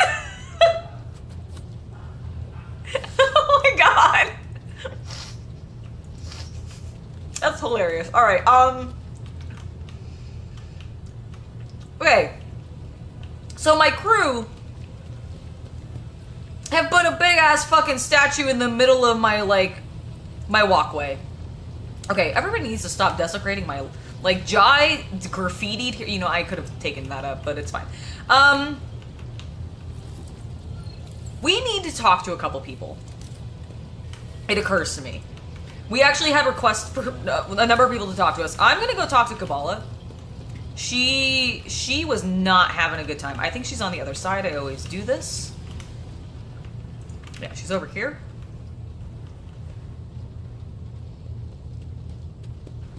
There she is. Take heed, Nemo. Our blessed Domin honors us with a visit. The one who delivered this ark from the curse of your existence. The malformed skull in Kabbalah's hand has been polished to a pale sheen. Its empty eye sockets pose a question that can only be answered in death. It was trying time for you in Kamara, but you are home now, back on the ship. How are you holding up? I am ashamed of what I said, of how I acted, of my hesitation. Now that I can see the stars through the portholes again, feel anew the ship's beating hard. Oh, you guys heard it too? Holy shit! The bitter air of the lower depths. It's a good microphone. My mind has become clear. I am Kibella, servant of the undying Emperor. I am your blade and your shield, and thus it shall be, now and forever. Alright. I will be. Alright, excellent, Cabal. I'm really glad that you are happy. I'm pretty sure I've asked this already, but why do you address me as dumb? The Gothic we use to communicate is different to that spoken on the upper decks. Domin has many meanings. Giver of life, lord or lady of the ark, and shadowless sun. The matriarch Spider gave this title to the rogue trader who allowed her to form the blood-spun web. We use other titles as well. For example, Venai means Master of the Immaterium, or Watcher of the Veil. Vil means one who must go to the other side. Amig means one you can trust in battle.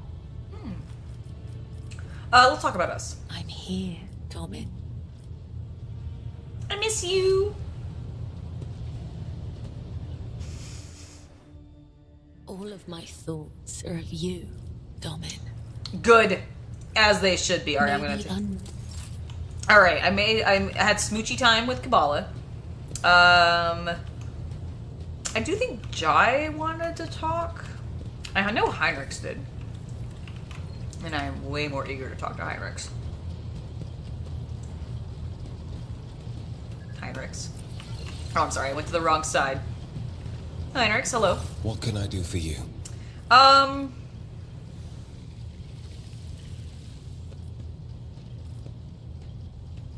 I thought... Could we not...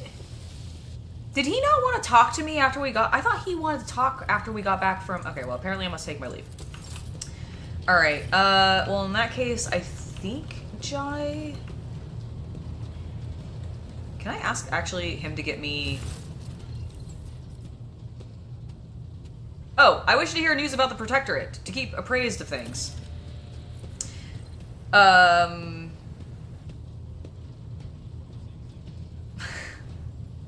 don't want to call Chaos Cultist back up just to get an appraisal. I'm about to read some generous stuff again. Do you want to come up here, or do you want me to just do it?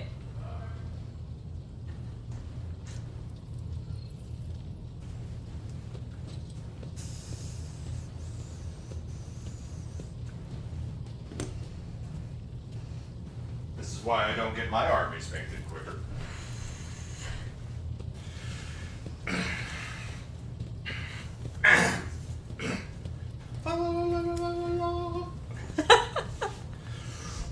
We discover a world that is home to a long-abandoned colony founded centuries ago by one of your predecessors. A ship was sent there, carrying several thousand colonists who were to restore the derelict settlement. After the ship entered its system of destination, contact was lost with it, and its fate remains unknown. Perhaps you might like to investigate the disappearance of that vessel personally. Fuck yes, I would. In addition to that, your ladyship, pirates have presented a serious problem for your domain. For centuries, a group of bandits headed by the ship Pirates? called the Elusive Contempt. Yes, pirates. How dare. Quite easily, it seems, have been raiding cargo vessels on their way from the Protectorate's most plentiful extractia. Their ability to deftly escape pursuit by patrols has allowed them to operate with complete impunity. The pirates' flagship has been spotted in a nearby system. Your ship, sorry, I read ship and lord and combined them. Your ship, Lord Captain, is sufficiently powerful to finally chase down those... Do you need some tea, madame? Can we get you something? Shall we send for the servitors? No, it's fine. If you bring the servitors over, Nomos might also come. And cancel the servitors and execute the servant who brought them up here. What the hell are they doing here? That Lord Captain doesn't want servitors. Kill that man! Ah! Good job. Maybe I should have let Marazhai just have his way when he go through. As I was saying, Lord Captain, your ship is sufficiently powerful to finally chase down those brazen scoundrels and bring them to justice. All right, excellent.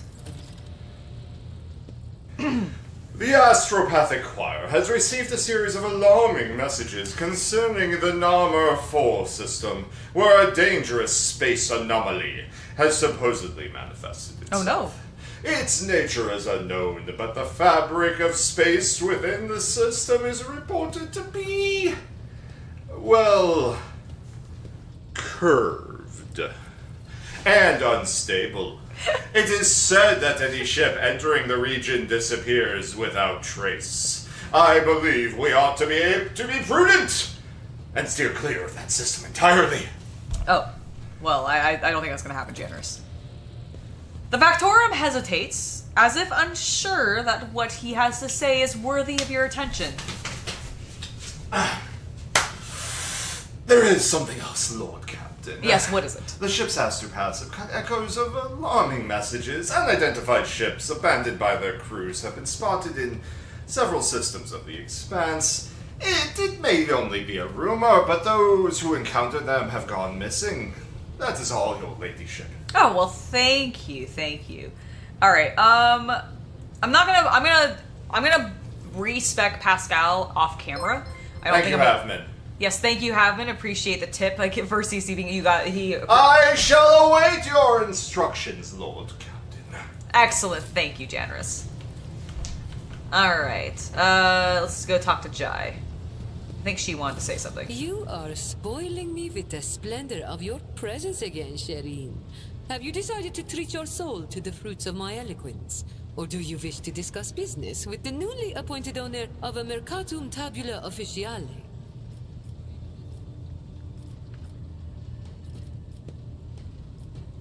Alright, never mind. I don't want to have that conversation with you quite yet. That's fine. I have that. Let's continue on our way. Let's get back to the map. Actually, progress the game. I haven't talked to Cassia in, like, episodes.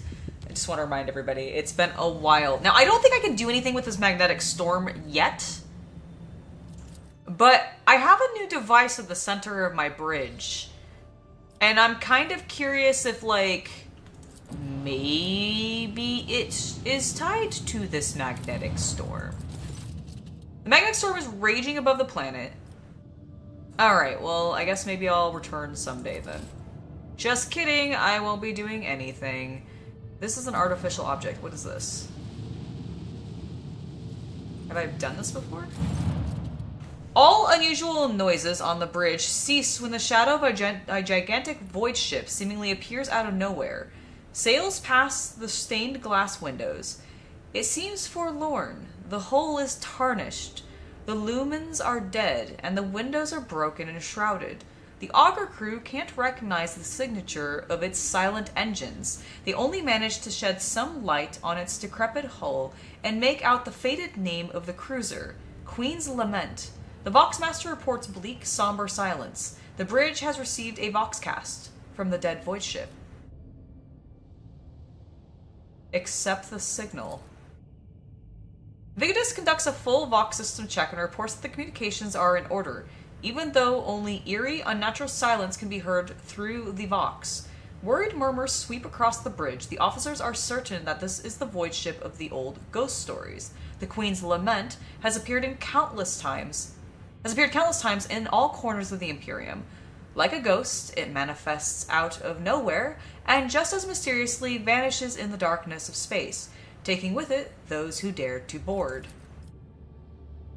I succeeded a lore Imperium test. Queen's Lament. The rogue trader has heard of that name before. This void ship was destroyed by Xeno in one of the violent battles for the Expanse over 3 millennia ago. They say that its captain was a devout and vengeful man. I mean, I have to tempt fate, right? Yes, I will see if I can do a little... I cannot soft save right now. I fucking want to send people over there! The shuttle carrying the soldiers docks with the Queen's Lament without impediment.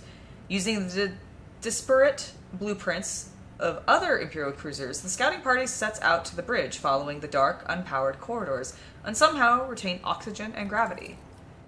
The nervous voice of the operator erupts through the Vox. The crew are still on board.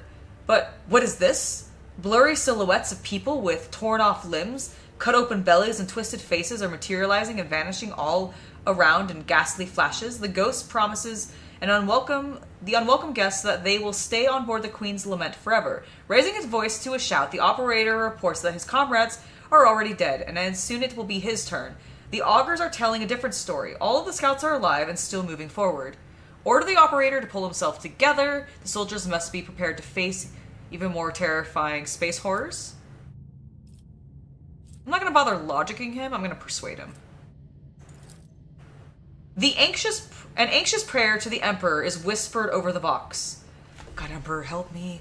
There's fucking ghosts everywhere and I am freaking the fuck out. Please save my soul. For a moment, the operator falls silent and suddenly returns, mumbling excuses about his imagination playing tricks on him. His comrades are still walking ahead of him, alive and well, and the void ship looks completely empty again. After a few minutes of silence, a child's cry could be heard through the Vox. The stuttering operator reports that friends and families of members of the scouting party are blocking the way. The friends and families who've all been taken by death. The soldiers confirm that they are not seeing ghosts, but living people made of flesh and bone. The soldiers are begging the rogue trader to let them talk to their loved ones for a moment.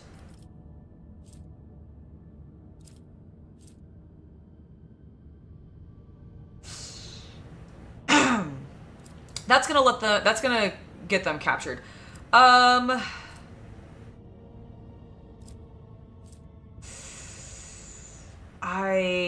do not have... I'm gonna do this. Order the squad to proceed under the threat of a tribunal. Okay, the scouting party's disjointed mumbling is replaced by the firm shouts of, "Yes, Lord Captain!"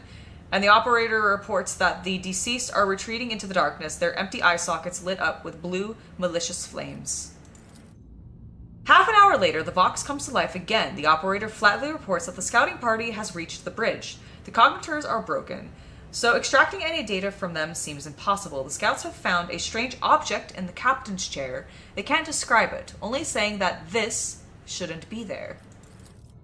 In his unusual flat voice devoid of emotion, the operator completes his report. The way to the bridge took 16 hours and 41 minutes. The soldiers are exhausted and would like to rest for some time. Confused, Victus notes that the only half an hour has passed outside of the Queen's Lament.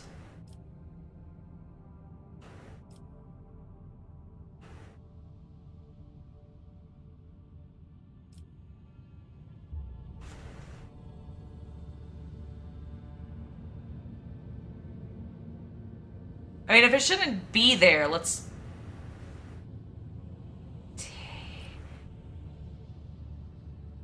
I mean, I am okay. God dang it.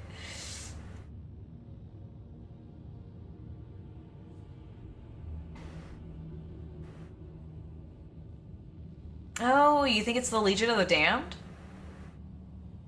Could be. Yeah, I don't think the object matters. The scouts should leave the voice ship immediately. A sharp intake of breath is heard over the Vox, as if the operator is going to say something, but nothing happens. The transmission is filled with lingering silence. Then, someone's frantic sniffling, a blood-curdling scream, and heavy static. Then the officers aboard the flagship come to a horrifying realization that the only thing left behind the stained glass window of the captain's bridge is the uncaring vastness of space. The Queen's Lament has disappeared unnoticed, taking the entire scouting party with it.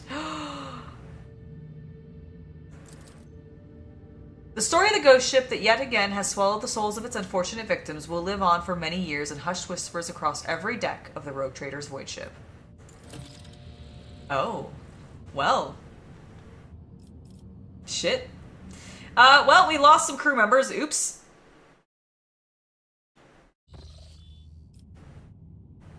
Oopsie daisy. Okay, I don't have a connection point, so I will need to go back here. Oh, you know what? When we get back here, I'm going to go talk to Marazhai. That's who I wanted to go talk to, because I don't know where he's staying. Lord Captain, an urgent message. Our enforcers have arrested a dangerous saboteur who attempted to gain entry onto the bridge. This incident may be worthy of your attention. You see, both the saboteur and the circumstances of his capture are rather strange. You cannot tell if Vigidus sounds baffled or worried.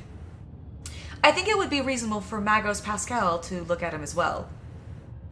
Oh no, did Nomos try to enter, like... What's so unusual? What? I might need Nomos. I am being told that somebody's tried to enter the bridge without, like, clearance, and they're suggesting I bring Pascal, which makes me think that it might be Nomos. What's so unusual about the saboteur and the way he was captured? The thing is, Lord Captain, the saboteur is most definitely a tech priest. Oh my god, has he taken over a tech priest? He found his way aboard the ship and penetrated all of our security systems with staggering ease. Both his ability to communicate with machine spirits and the combat potential of his augmentations are extraordinary. Nevertheless, the enforcers managed to capture... Oh god. Okay, it's fine. It's just Nomos. It's fine. During the arrest, the intruder, he offered no resistance at all. Instead, he asked for an audience with the great machine spirit. When he realized that the enforcers had no idea what he was talking about, he asked to meet with you. I considered it necessary to appraise you of the situation.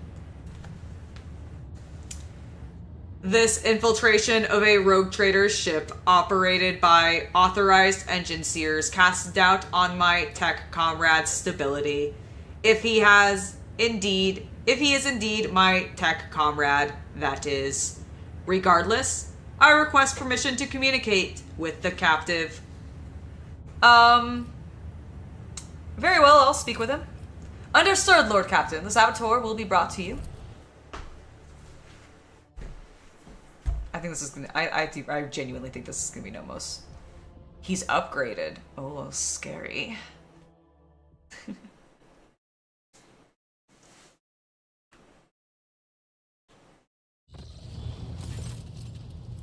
Yep.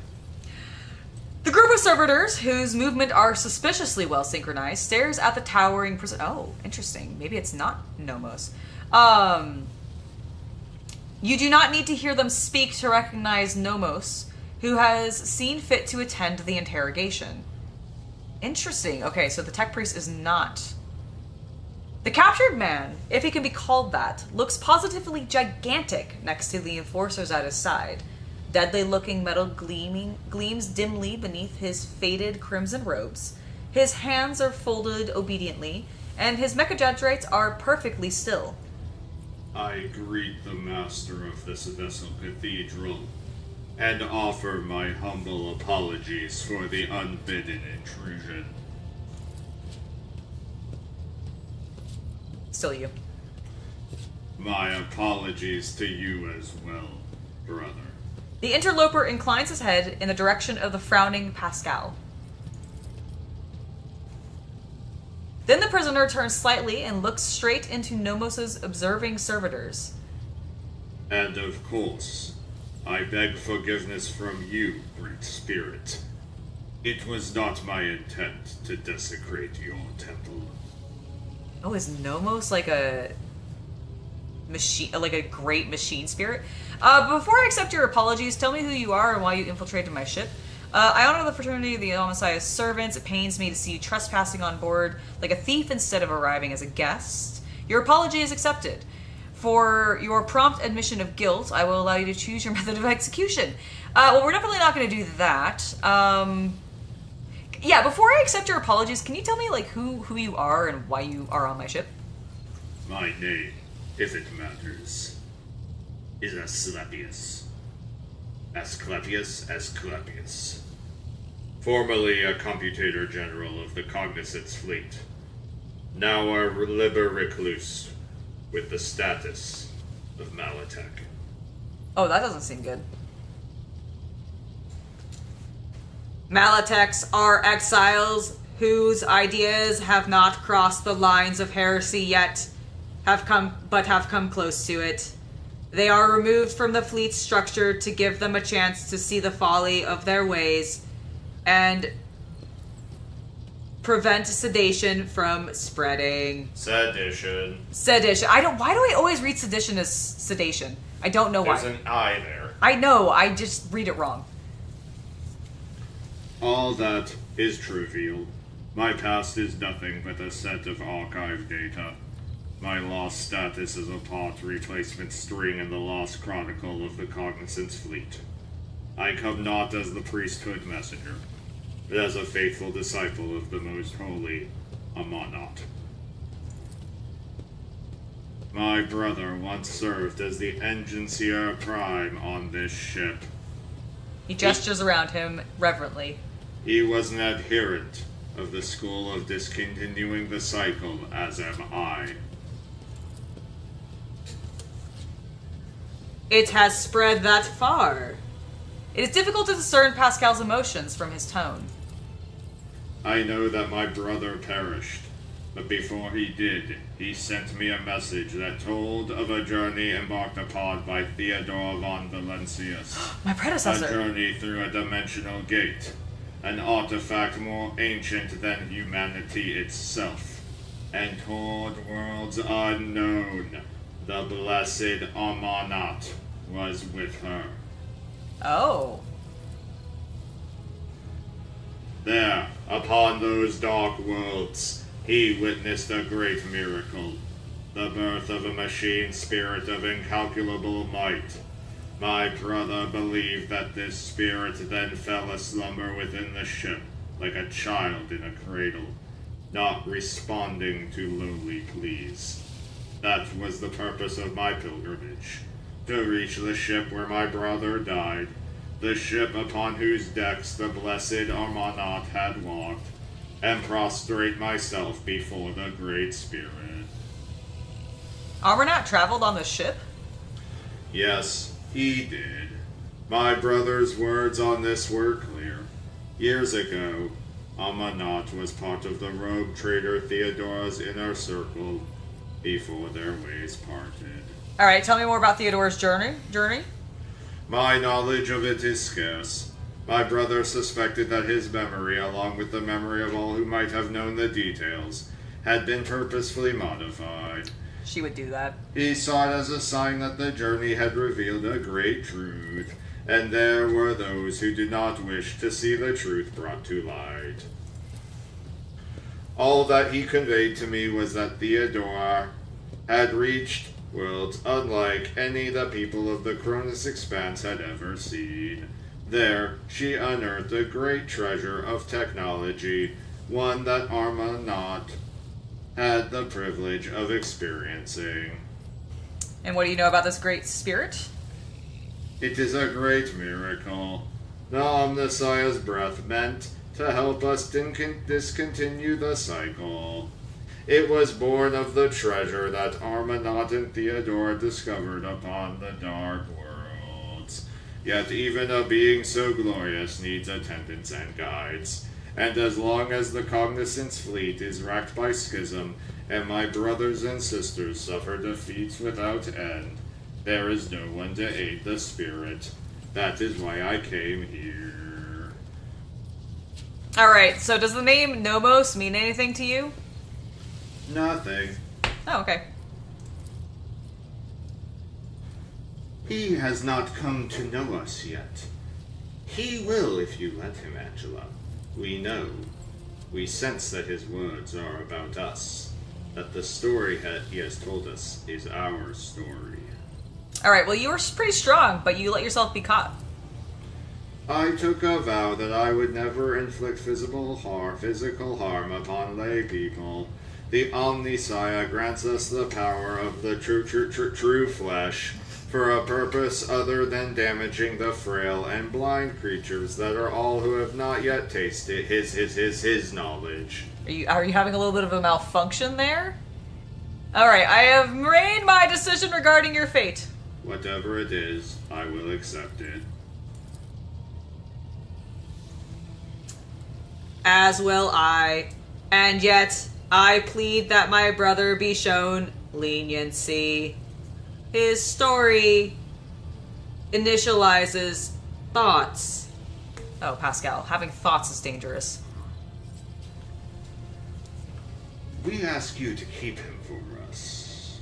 Nomos' servitors speak up suddenly in a faintest whisper. Well, I find you guilty of offenses against the cult Mechanicus and House von Valencius. Your crimes warrants punishments more severe than death. You will atone by serving me and therefore the Imperium.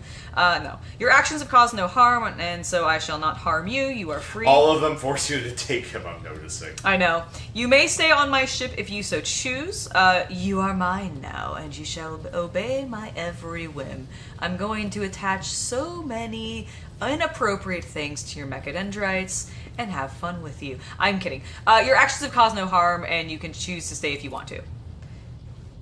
I would not ask for more. All I wish is to remain in these halls and observe and reverence the Great Spirit's deeds. Let the cycle be discontinued. He does have a legendary robot voice, I agree. Nomos' servitors turn their heads to you and nod all at once in what can only be interpreted as an expression of gratitude. Alright. Danger, Will Robinson! Danger, Will Robinson! Danger! No, we're fine. Everything's good. Everything's chill. It's all good. Wait, is this did they move the thing? Nope, it's still there. I just have a second thingamadoodle. Alrighty then. Well, I now have another tech priest. Hello, Commander HHL. It's lovely to see you in chat. How are you doing today, sir? We need to come down to the Faribanda system. I think what we're going to do is, because we're so close to this, I am going to take care of Jai's quest first. And then we're going to start heading up, and I want to head towards the planet that Heinrichs wants me to go to, because it's on the far opposite end. Oh, wow, I'm just immediately going here. Okay, cool. I have, oh my god, there's a shit ton of gold.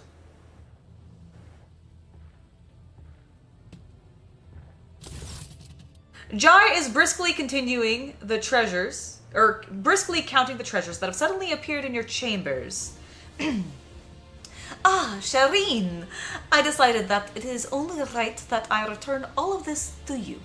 No matter how lovely and valuable a gift may be, it becomes a milestone around the heart when it is obtained by deceitful means. I thought the safest thing would be to bring them all here. If I had handed them to that rock, it would have been a monstrous temptation. And your avaricious Factorum does not strike me as someone who is good at resisting temptation. What are these my gifts? Yes, Shireen. Tokens of your interest that you lavished upon me as generously as the sun lavishes its light and heat. I do not recall giving you so many gifts. I think you must have given some of these to you. Yeah, I'm a little confused. I gave you a ship. I'm pretty sure I just gave you a ship. I do not recall giving you quite so many gifts. I think you must have given some of these to yourself. It is possible I availed them.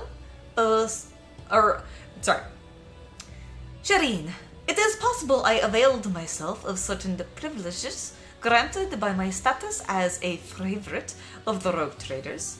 It is possible to hold a spoonful of honey in one's mouth and not taste it. Is this your way of telling me that our relationship is at an end? Well, do you see any kind of future for us, Shireen? Jai speaks with a vehemence, almost desperation, like a column of foot soldiers storming at a front. I refuse to close my eyes to what is right in front of me, Angela. I am not the one for you. Rogue traders do not keep no-name commoners by their side. This mismatch will diminish you as long as it continues. And when it ends, I will be the one diminished. Jai is striving to maintain her businesslike air of indifference, but her shoulders are sagging as though under a heavy weight. A haunted look flickers in her eyes, and her mouth is set in a forlorn mo? What is a mo? Is that like a line? I don't know what that means. Hold on. M-O-U-E. No, E. Definition. A pouting expression used to convey annoyance or distaste. Alright, so she has a forlorn pouting expression of annoyance and distaste. That's a complicated expression. I see a different future for us. We do not need to end things. Listen, can I not have a harem, please? The cold mask falls from Jai's face, revealing what lies beneath, a tortured expression and tears rolling down her tawny cheeks. And how long will we be able to keep playing the simpleton and the rogue trader? You have a protectorate full of women just like me. Before, I was able to make myself stand out from the crowd, but now, with every passing day, in your eyes, I'll just become a more ordinary, more trivial. I'm like a performer whose props for his tricks have come tumbling out of his sleeves. I need to get off the stage before the crowd starts throwing stones and rotten food. I do not want to have my heart broken by you.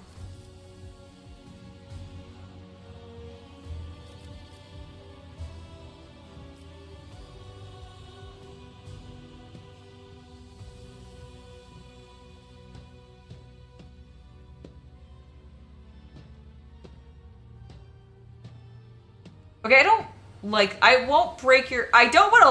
afraid I'll break your heart. I might break your heart. I'm definitely not going down on one knee. I don't want to act like I'm proposing to Jai, because I'm not choosing Jai. Jai is not, this poor man, he's not even a servitor. This poor man has been bringing in this one chest infinitely. His poor soul. Goodbye. He walks away. He's gonna bring it back in a second. I haven't always been the rogue trader either, but that's who you see in me. You become who you pretend to be. Let's pretend together.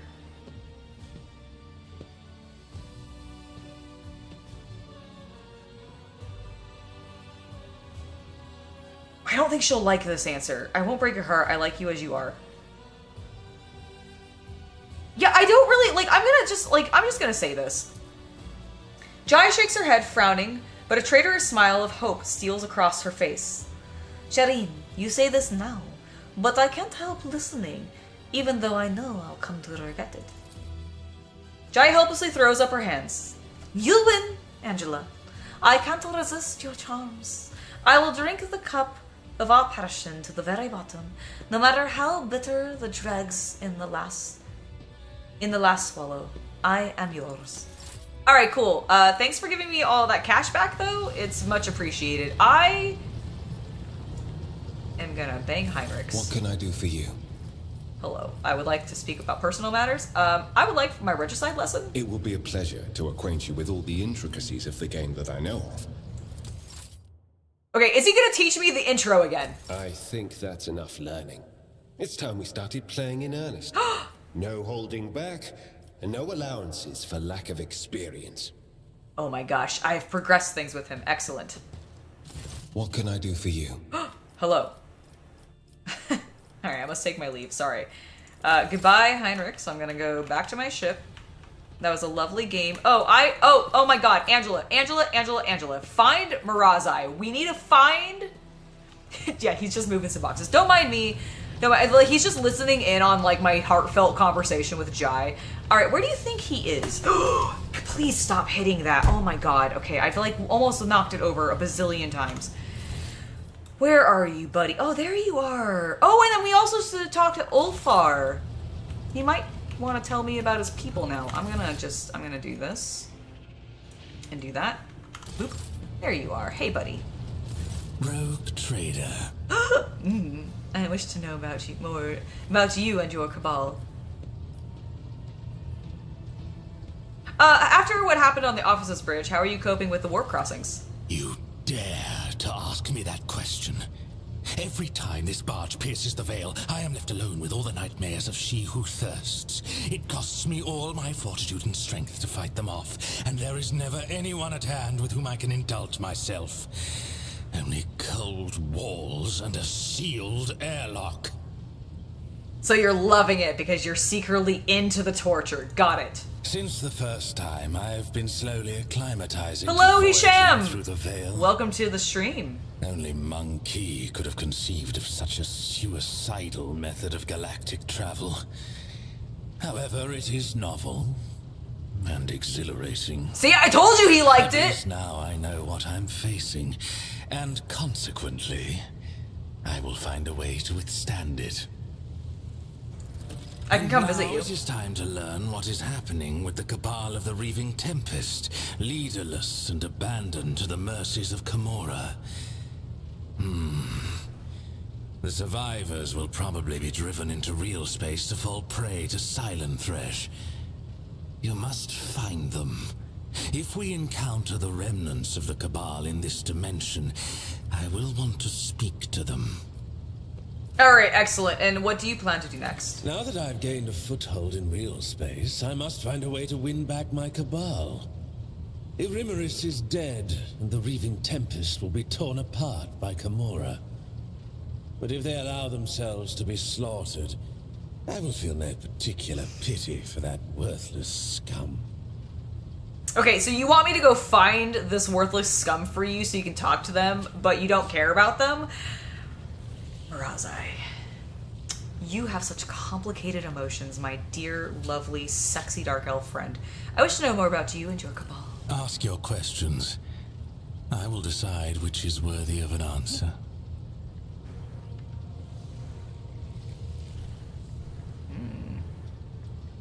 You speak low Gothic. Knowing your kind, I cannot believe you learned it willingly. It was a punishment. 2-hour notice. One of my Excellent. I will take a break in was just a moment. Not as successful as it should have been. It is lovely. I'm And having. you haven't left. Devices to I haven't. I implant haven't. the I knowledge have. of I have had a lot of passive conversations to monkey have. language into my mind, supposedly so that I could at least benefit the Cabal by coaxing the monkey into their cages. 5 days I spent under a cerebral burner in the Spire's main hall. to the delight of Ivrimaris's entourage. I dislocated every joint, struggling in agony against my shackles. But I would endure it all again to expel this poison from my head. He doesn't like being able to converse with me in my language! I'll punish him later. So what's your connection with the Arch Machinator, Travantius? Travantius was Ivrimaris's ally, not mine. The Reaving Tempest is his patron, and patron also to the witches of the arena. I have had cause to seek out his artistry several times, and each time with difficulty. Of late, he's been gone from Camorra more often than he's been in it. He was probably in one of his lairs where he hides his other experiments and creations. Do you have any idea where these other layers might be so I can go and, like, enact vicious vengeance upon him? After Travantius quarreled with the witches and was stripped of the Cabal's protection, his havens in Camorra were turned into a deadly trap. I imagine they've been ransacked and destroyed by now. His other hideouts may be somewhere in the tangle of the webway, or in real space. But I bet they're that in real last space. possibility is madness, even for a homunculus. No, he seems pretty mad. And he's literally building a machine that prevents, like, the warp from coming in, so he'd probably be fine. Not that the warp's gonna really intervene that much in real space, but, like, demons do come out, so... Oh, well, so, interesting. What did you need his expertise for? When the grotesque of a rival cabal ripped my arm off at the shoulder, when I needed a substance to wring the truth out Cheese of is you in the delicious. Obsidian Court, Cheese when is I super had delicious. Personal desires that only a master of flesh could satisfy.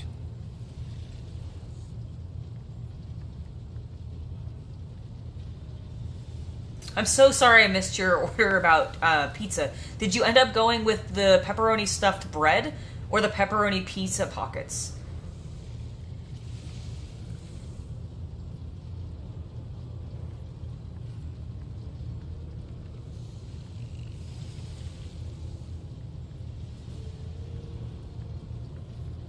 Dude, mozzarella is so good. One of my favorites. Oh!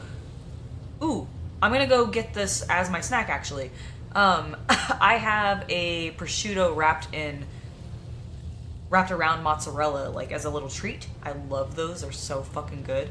And I can eat mozzarella okay because it's not, like, I'm lactose intolerant, so I can't do, like, American cheese fucks me up really bad.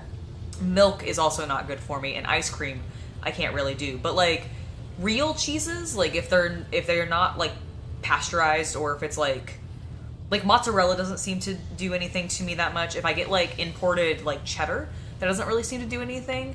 It's really just American cheeses. I'm assuming it's something to do with all the chemicals in our cheeses. You got the pizza bread? Nice. Nice. I personally am a huge fan of pizza bread, so I think that's an excellent choice. I'm sorry I didn't give my input earlier. Alright. I am now hungry because we've been talking about pizza, and you got me thinking about mozzarella and prosciutto. So I'm gonna go grab my prosciutto, and I will be right back. Oh, is that what it is? Is it because aged cheeses lack lactose? Yeah, because, like, I know, like, aged sharp cheddar does nothing to me, and it's so good. I fucking love it so much. I love cheese. I really hold myself back because of my lactose intolerance, and also just because, like, the one time where I gained, like, a lot of weight, I was eating a lot of cheese, so I think dairy is one of my, like, it's the thing that makes me gain weight. So I try not to do it too much, but I am still going to go get my little snack because it's light and I haven't had one in a little bit. So I'm going to grab one of those, be right back, and I'll be back basically I'll be back by 8:10, so in 8 minutes or so. It's true. We have very young cheeses, and I don't like them. But aged cheeses, like European cheeses, love it. When I was in France, I ate a lot of cheese. It was weirdly all, like, English, oddly enough, but it was a lot. Oh, they had such good cheddar. Anyways, I'm making myself really hungry. I'm gonna go grab that stuff. I'll be right back, guys, in about 8 minutes.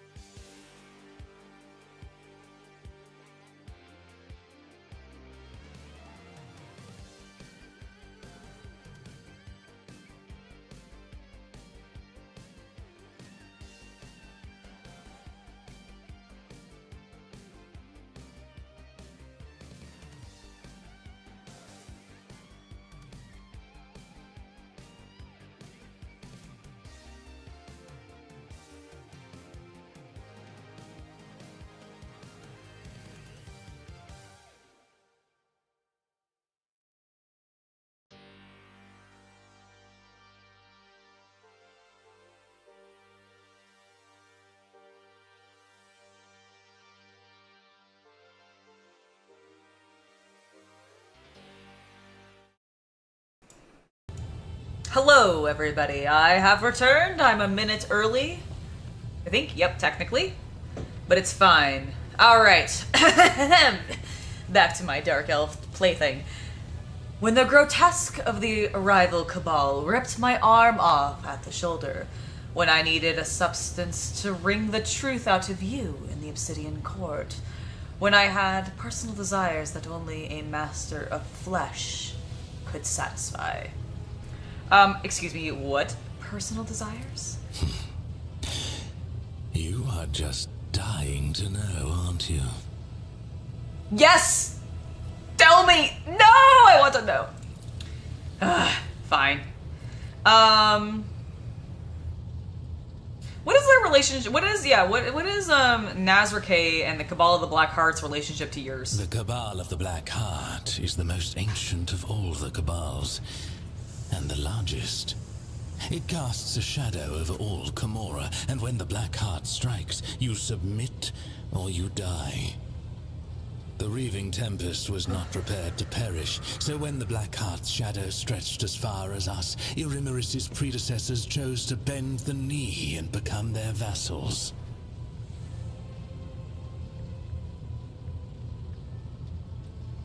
Oh, I was like going like, there's more to that sentence. No, there's not, actually. He said it all.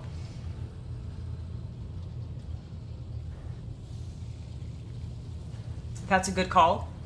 You should definitely eat Halfman. You know that it's not good for you. I don't need to let you know that. You literally said it yourself. But yes, please get yourself some food. Please do. Click. Thank you. Irimeris never liked the Cabal's subordinate position. Her words, and sometimes her actions, directed against the Black Heart, prompted whispers of discontent and fear among those who served her. I was not willing to renounce the protection of Astrobial Vect's own Cabal. If I had succeeded in overthrowing Irimeris with Marazhai's aid, many within the Reaving Tempest would have supported me. And, you were a Drakon in your Cabal. What does that mean exactly? The Drakon is the first among the blades of the Cabal of the Reaving Tempest, and the Drukhari who stands but one rung below the Archon. The Drakon leads raids and wages wars against other Cabals, keeps the arrogant true-born and half-born upstarts at bay, and has the pick of any opponent in any battle. Irimeris used to have others in her inner circle. I don't know if I've had sheep cheese before. I've had goat cheese before, though. One by one, and that their successors were too terrified to take their place. That was when my sister engaged an incubi order to serve as her bodyguards. Incubi do not respond to fear or bribes. What do they respond to, then? Torture? What sparked the conflict between you and Irimeris? Must there be another reason beyond survival and ambition?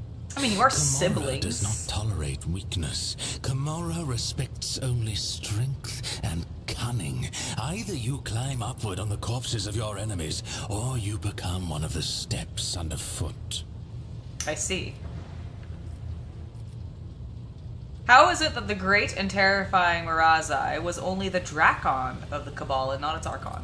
Keep your arrogance in check. Irimeris was clever and deadly, and if I had underestimated her abilities and strength, I would have been food for the Urguls long ago. The very fact that she surpassed me speaks for itself. I refused to give her cause to cast me out as a traitor. No, our rivalry, our little game that ran since our birth, took time. And another thing, when you're at the top, you need something to stave off boredom. This game amused us and terrorized the rest of the Cabal.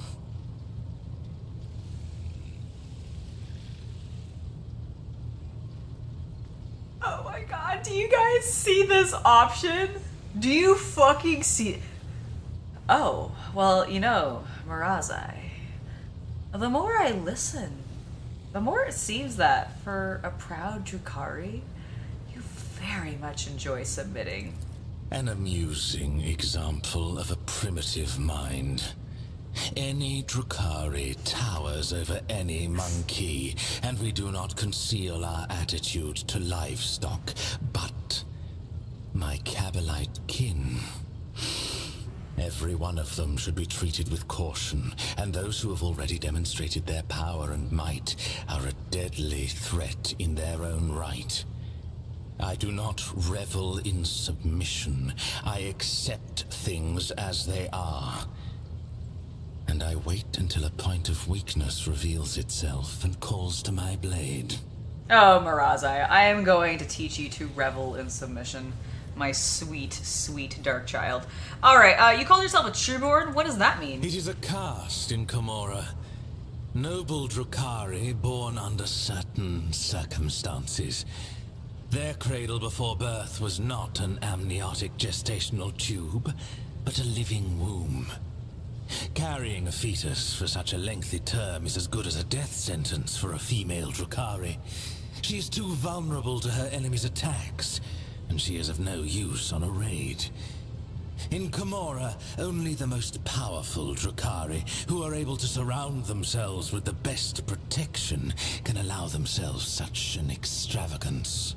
Oh, interesting. So, his Drukhari family then, like his mother, was influential enough to keep a powerful enough cabal around her, I'm assuming, to birth at least 2 children. I'm assuming only 2 of them. I assume there's no other siblings in this family line. But interesting. So he's like super fancy. Farkaza Aziriesh, poisoner of Azdrujar, and Shaimish's elect, was one such exalted leader of the Drukhari. The result was worth the effort. Marazhai casually waves his hand, inviting you to admire his person. Alright, you have numerous titles, I recall. Tell me about them. Eviscerator of Illiridas, Blaze of the Barkag Kingdom, and Slayer of Kronus the Pale. Illiridas was a world inhabited by our distant Eldari cousins, until I led a reaping raid there. The Barkag Kingdom was a separate cluster on the fringes of Komorra before it went to war with the Reaving Tempest, and by the time I left, I was wading through the blood of its inhabitants. Excellent. And then the Slayer of Kronus? And lastly, Kronus the Pale. He was an ancient homunculus who betrayed the Aziriesh at the behest of another cabal. That was not a military victory, but a personal one.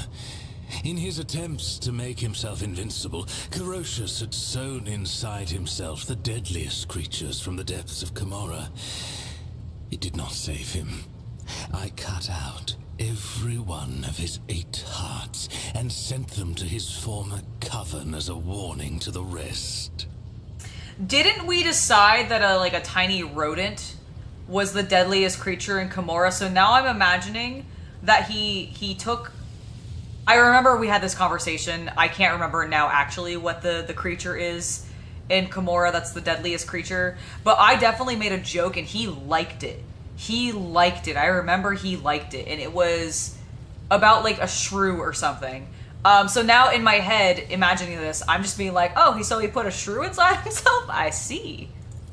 Are you sure? For a second, the corners of Marazhai's mouth quirk in an upward sneer. I wish to know more about your kind. What exactly do you want to know? In what way do you differ from the craft world Eldari? In all ways. The Asuriani are feeble shadows of our ancestors. We are their true inheritors.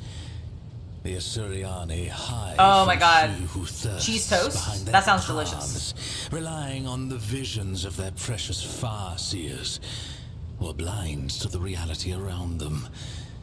We Drukhari laugh in the face of the unknown. We thrive off the carnage and pain we inflict.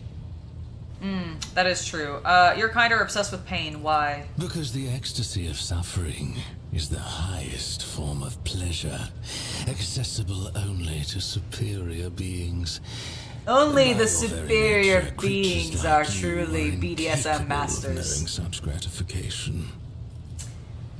You lie. Drukhari cannot survive and escape the pull of chaos except by feeding off the suffering of others. Careful.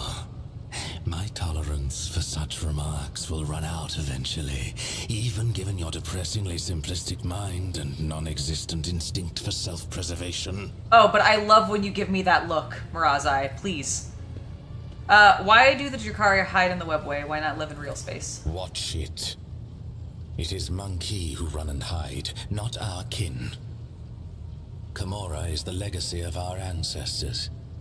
They found a way to penetrate the tangle of the webway and move through its twisting labyrinths. Few would hazard to travel in this splintered kingdom, let alone erect bastions in it.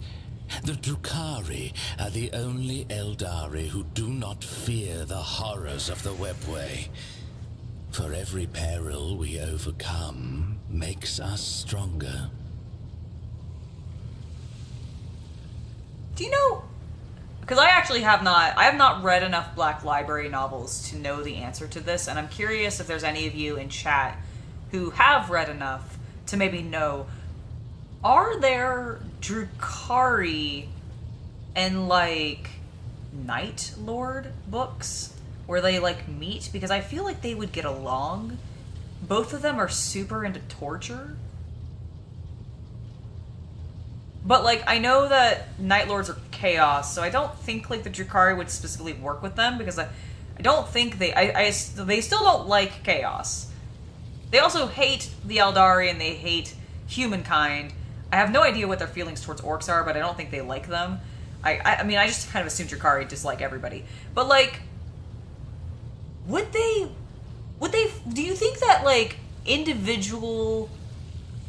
I don't know, I don't remember lore-wise what the personalities of the Night Lords are currently, because, like, for example, with the Thousand Sons, they're all dust boys, so they don't really have personalities.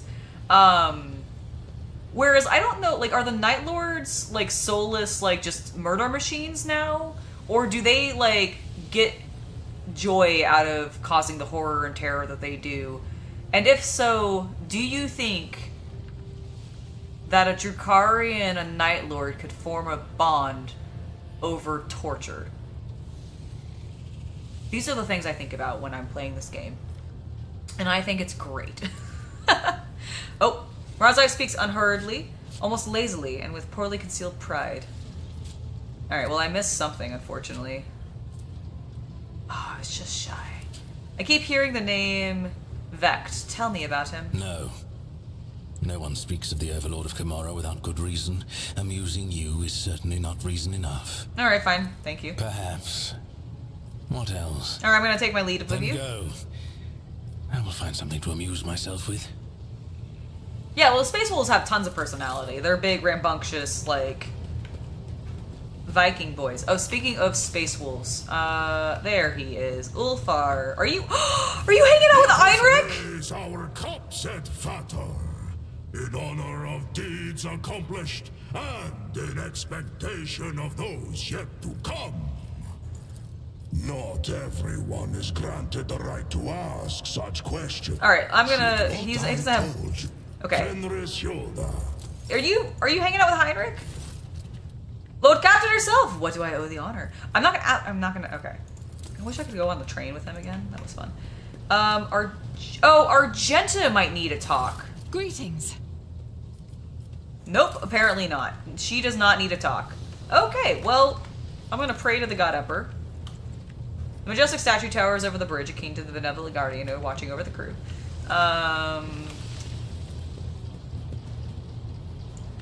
Who is this? Who are you? Your ladyship? Oh, you're my Churgeon. How do I always forget that? Every time. Every single time. We're gonna pet the cat. Alright, and then we're gonna go to our map and actually go...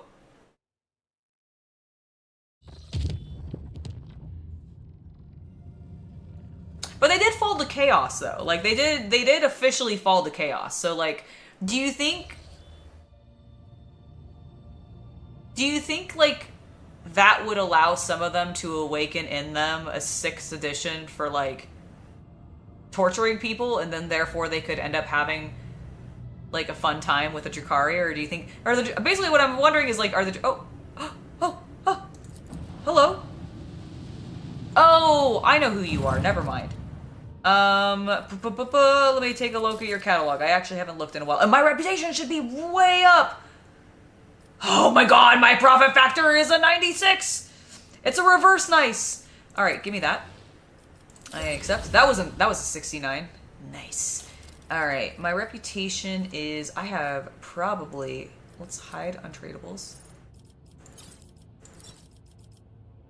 I have so much shit. Look at all this Drukhari stuff I have. Boy. Alright, we're gonna come back to that. Because the pirates are not... You're the pirates, right? I think you're the pirates. I'm gonna deal with Footfall first. Unidentified. Lord Captain, we have received a Vox message from Footfall. The Inquisition has declared martial law on the station due to the threat of the Malus extremists. Docking will require special permission, and even most of the asteroids have been corridored off. Oh. The station's custodian, her ladyship Insidia Corda, sends her greetings and invites her ladyship to disembark at the dock with a small retinue. Her enforcers will meet you there to escort you to another chamber for private audience. The Vox crackles with static and Jai's honeyed voice fills the air. Vigdis, the Slav of my heart. Forgive the intrusion, but I have important business with the rogue trader. Oh, Shireen, I simply wish to remind you about my numbskull crew who've got themselves captured by some rival ashmags. Vladam is too occupied for schemes, and besides, Insidia Corda has already put him in his place, which leaves only Falco. May the Aussie tear his soul to pieces. Footfall is straight ahead, and I would rather not waste the precious sands still left in the hourglass of their lives. He threw a wrench into the works, making my trade network fall apart like a badly assembled chrono. No income, no profit, only damages. All because my right hand is chained up on one of Footfall's asteroids. How about we pay Falco a courtesy visit? I am sure your imposing visage will loosen his tongue, and maybe, just maybe, untie the hands of my crew. Let's go and see what happened to your crew. I will deal with this later. There are more pressing issues right now. I could not care less about your... No, let's go see what happened to your crew. Shireen, have I ever mentioned that you are the most fragrant rosebush in the entire blooming garden of the Kronus Expanse? If this is all you have to say, the Voxmaster unceremoniously boots Jai from the channel. Apologies, Lord Captain. What will your instructions be?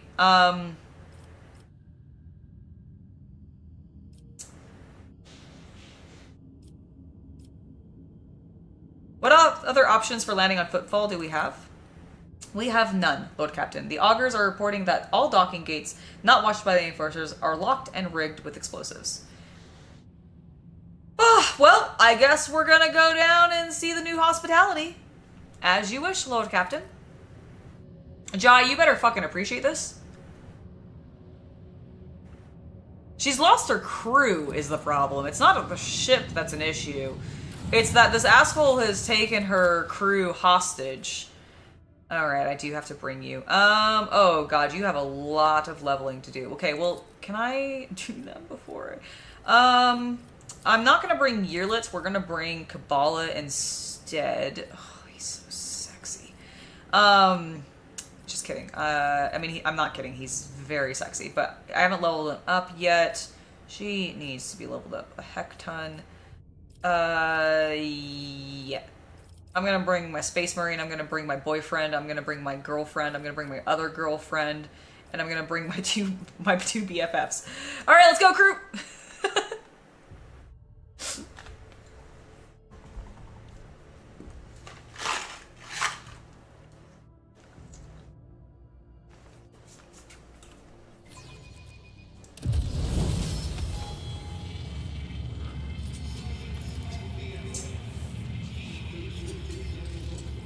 Ready as always. Alright, real fast. Oh god, I haven't even gotten through this.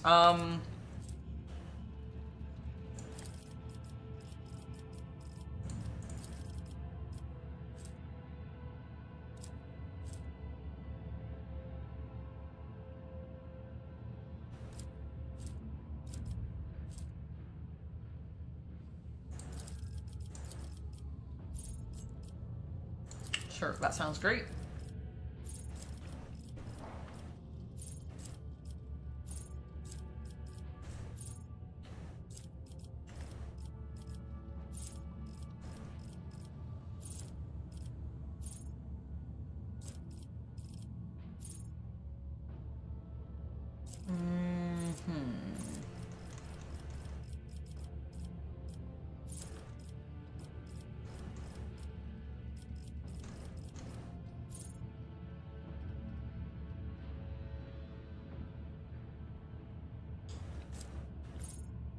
All allies, excluding Xenos, in the current party gain a +5 to the same characteristic that was chosen for Humanity's Finest. What did she choose for Humanity's Finest?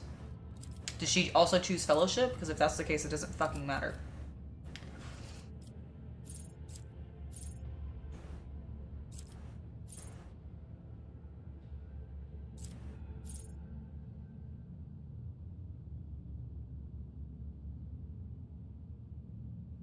There's a chance she might get under that, so let's actually do that for her.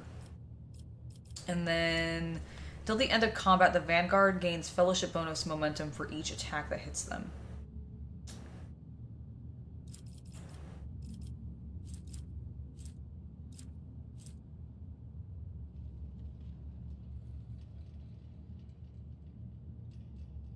I mean,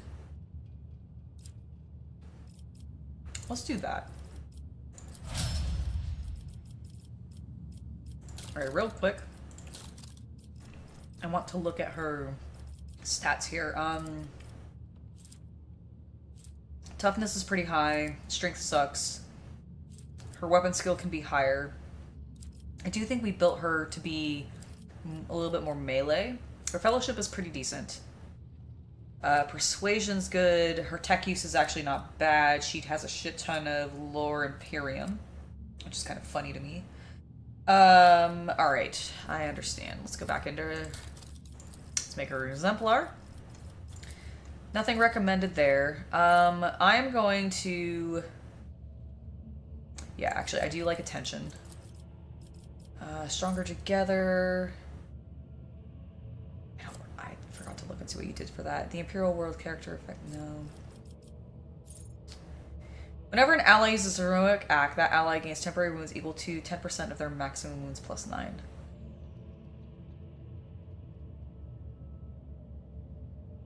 That just seems to affect other people, not her. I like that.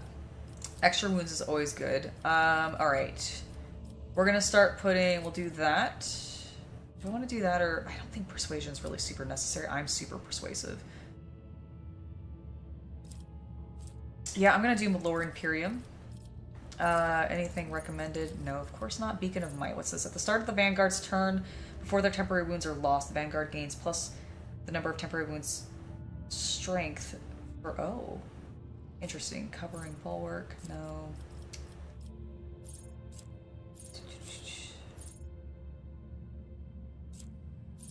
Yeah, she's very defensive. You know what? Actually...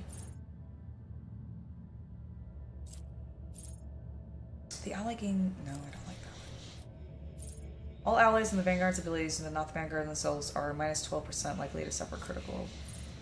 Once per round, whenever the enemy that considers the Vanguard priority target enters the cell adjacent to the Vanguard... Ooh, I like that. That's great. Provoke a attack of opportunity. Get your weapon skill up, please, to 60. Do we have any recommended? No. No.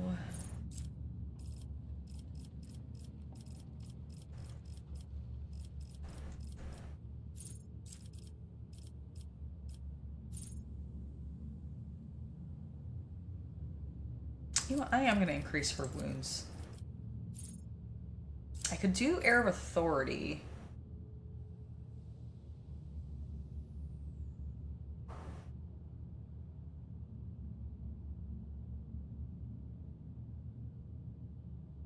Until the start of the officer's next turn, all melee attacks made by the target deal additional damage equal to 3 multiplied by the number of enemies adjacent. I see. I don't really think that's necessary. You know what? Having more, that's not the worst. I'm gonna go ahead and give her more Lore Imperium. I think will be good. Let's go ahead and do this. Nothing recommended. Oh yeah, eager for battle is always good. More action points is always good. Doing my part. If no other characters in the current... No, there's enough there will be. Imperial Ward characters gain... No, don't care about that. Whenever an ally uses following, that ally gains 19 more damage against all enemies in a 2-cell... Do I have following? I don't know if I have that. Protective word. All allies affected by the Vanguard's abilities, but not the Vanguard. Oh, yeah, that's right.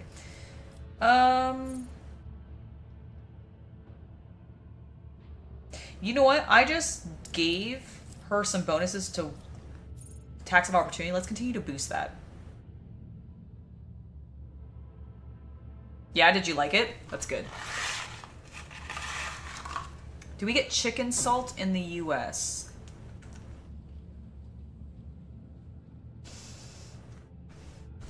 I don't know. Do we have chicken salt in the US? Let me see. It sounds vaguely familiar. Chicken salt in the US. Mm-hmm. We do.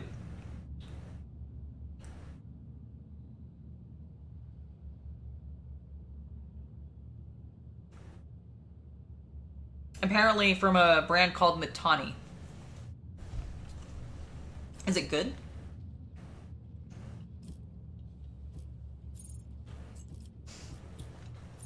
If it doesn't exist in the UK, therefore it's not a real thing. Is that your logic, Luke?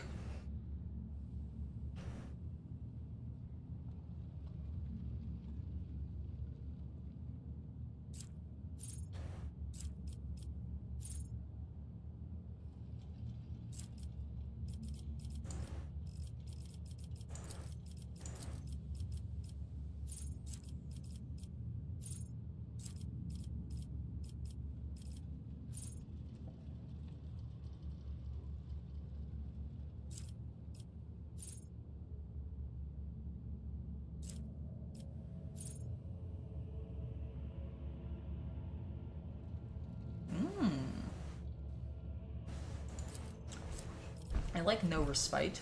Hey, how's it going? Good. So there was this like box of ornaments downstairs. Yep. Because like inside we got like this small one. Yeah. You take this? Yeah.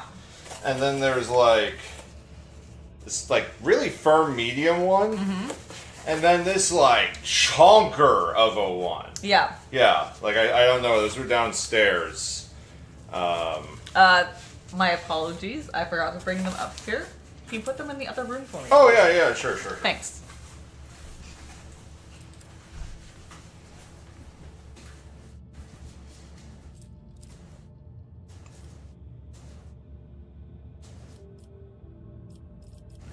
All right, we got Jack. And I wanted to know what kind of Christmas tree ornaments they are because they got these little like purple hearts on them with like silver around them. So I just yeah.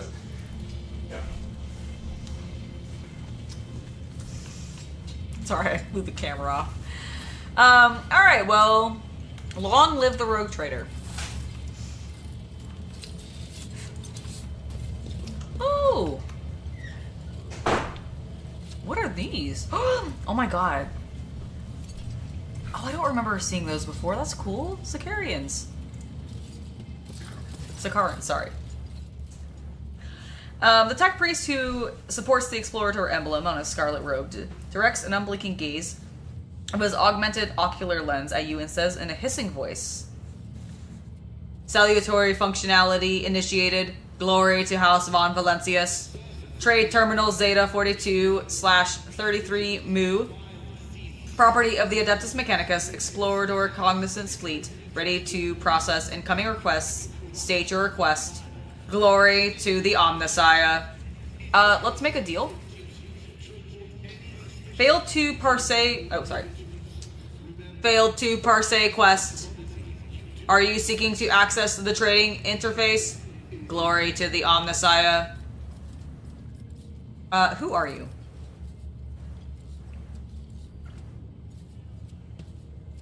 Identification request accepted. Acceptable response found. Hear and heed. This unit's identifier is Trade Terminal Zeta 4233 MU. Designated purpose: processing trade and information requests and offers made to the Adeptus Mechanicus Explorator Cognizance Fleet. State your request. Glory to the Omnissiah. Where's Opticon 22? I don't know why I said that into thing. I am not a tech priest. Information request accepted. Acceptable response found. Hear and heed. The unit, Logis Opticon 22, was instructed to leave the location Footfall and head to the strategic location of Ephorets 2 in order to provide support to the Explorator Cognizance Fleet. After standard rites were performed on Trade Terminal Zeta 4233 MU, it was deemed an adequate functional replacement and received the blessing to process requests at the location Footfall. State your request. Glory to the Omnissiah. Well, I'm requesting... I have some information for you. Information exchange request accepted. Acceptable response found. Hear and heed. The information supplied has been deemed norm conformant and is acceptable. This unit is grateful to House von Valencius for its cooperation. It will be rewarded in accordance with the Mutual Aid Agreement subroutine. Glory to the Omnissiah. Alright, why do you keep saying that? Information request declined. Acceptable response not found for the following reason. Hear and heed. Request falls outside processing trade and information requests and offers functionality. Try restating your request. Without missing a beat, the tech priest adds confidently. Glory to the Omnissiah. How are you doing work under Insidia Corda's rule? Information request accepted. Acceptable response found. Hear and heed.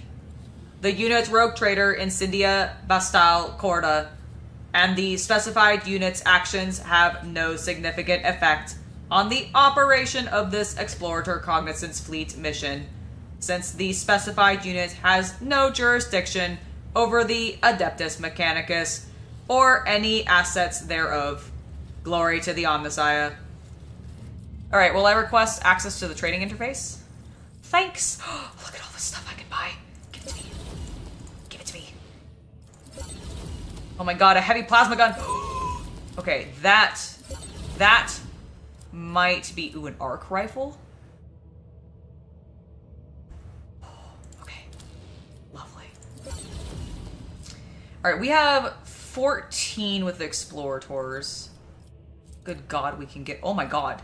Oh my god. How do I even... How do I get these numbers? How does it keep going? There's 38 levels of reputation? Holy shit. Good god. Okay, I don't want to give him... I'm not going to sell anything to them until I'm on my ship, because I'll do that with Generous, because then I can jump between. But, like, oh my goodness. Alright, well... Oh, can I talk to yours? Sicarda. They're so cool! Look how cool they are! I want one. I want one on my ship. What's over here? Unwilling to die, the bar patrons made their last stand right there. Oh. Well, I'm gonna take these goods.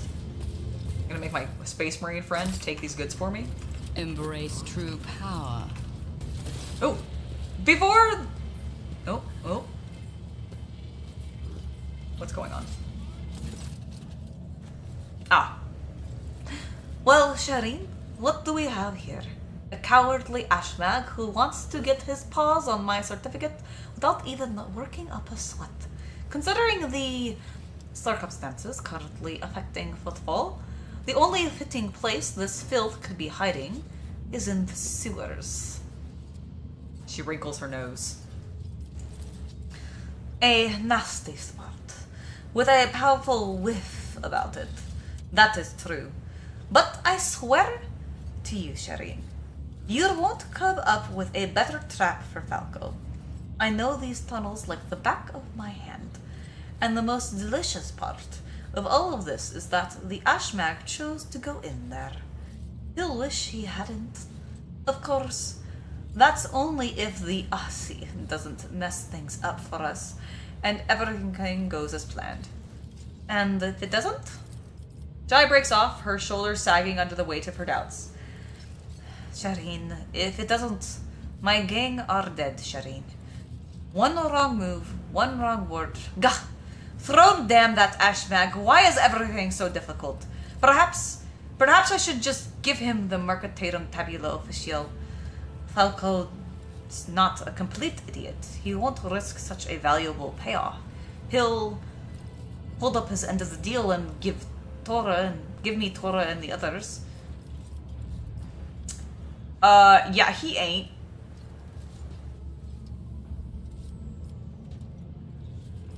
Explain your plan in more detail. The gist is that we need to go down to the sewer tunnels of Footfall, connect a tank of sleeping gas to the old ventilation system, direct the airflow to Falco's hideout, and of course pray to the Exalted One that the Ashmag's jackals don't spot us. It's true, Shireen. It's going to be a little trickier than it seems. Falco is desperate, and he's bound to have his thugs patrolling the tunnels. If we go crashing around there, he'll know something's afoot, and when Falco's feeling jumpy... Jai's nostrils flare with impotent rage. Heads roll. Alright, well, where are we gonna get a tank of sleeping gas? Jai stares at you, trying to decide if you're joking or being completely serious. What do you take me for? I've acquired it already. Don't worry, I have everything covered. Well, then how do we get into the tunnel? Sorry, my ear itches. Hold on. Oh, alright. Most of the passages have been sealed off by Kronus' hounds, but there is one that they definitely haven't gotten to. Jai visibly perks up and winks at you. Time to pay a visit to Octi and the Adeptus Amsak Shireen.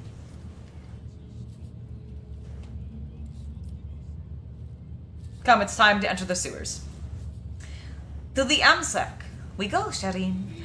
Or do you have other pressing business to handle on the way?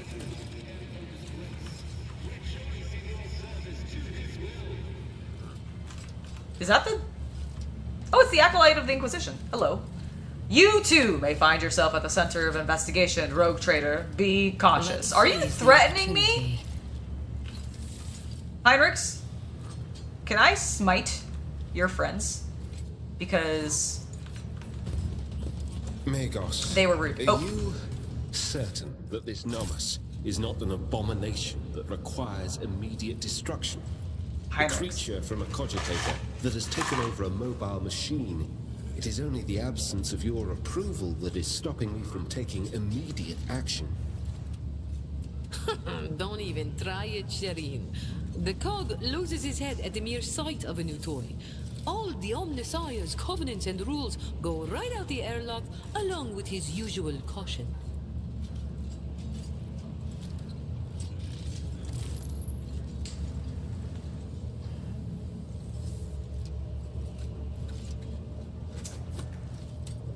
Okay, wait, so Heinrich said that to Magos, but then, like, Jai responded? It's only the absence of your approval that is stopping me from taking immediate action.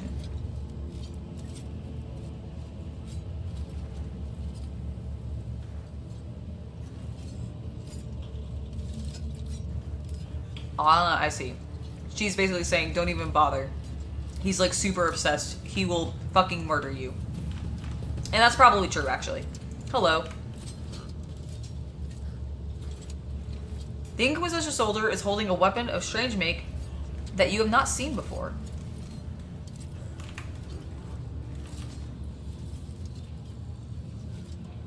That's just a las... like a long las. Is it not?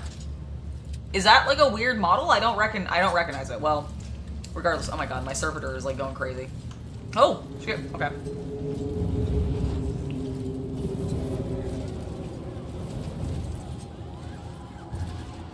You know, I thought I left Gamora.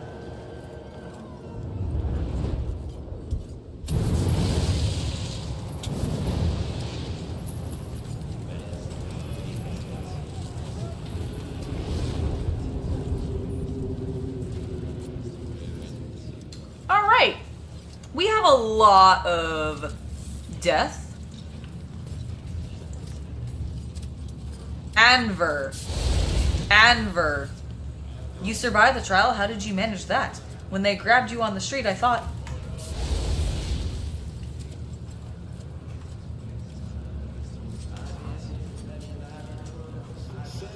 Oh, hey! I wonder if that's, doesn't look like it is.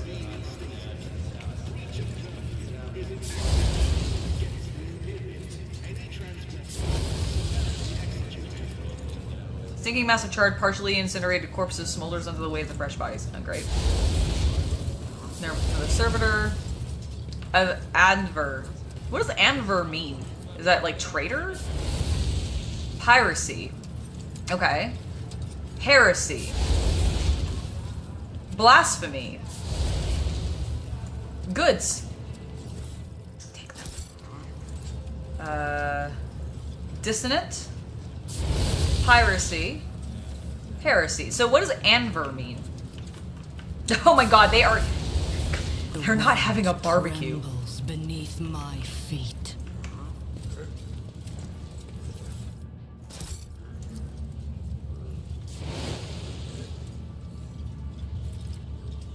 No, Luke, you don't have to leave. You're absolutely fine. That's banned on the rest of the planet just for the spelling. No. Oh, what you mean? What Havman said of the spices called chicken shit and like cow shit? It's a little like crass, but I'm not personally offended by it, but I understand. No, but Luke, I'm so sorry for not being able to buy and sell ship fuel yet. I promise I will do that as soon as I find the people that I'm supposed to do that with. Like I know I can give it to the people that I can trade with. But the problem is it's not worth that much, and not all of them want it. But I do remember, and I just can't remember which system they're in. There is somebody who is specifically looking for fuel, and I want to find them. Don't get me wrong, Luke. I absolutely want to find them. It's a gang. Oh, that's right, Battle Cube. Thank you. You're right. You're absolutely right. But Luke, don't worry. You haven't done anything wrong, I promise. And I will absolutely sell ship fuel as soon as I can.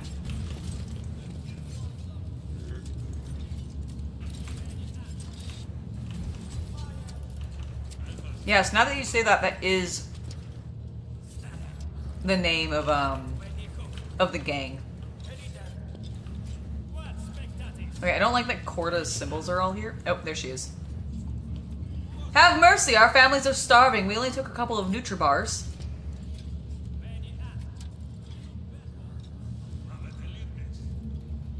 Lies! I see it clearly with my naked eye, the corruption that has engulfed your nature. Only the cleansing fire can absolve you of your guilt. I absolve you now. Guilty! Great. Oh, are they gonna flame them right here? Yep, there they go.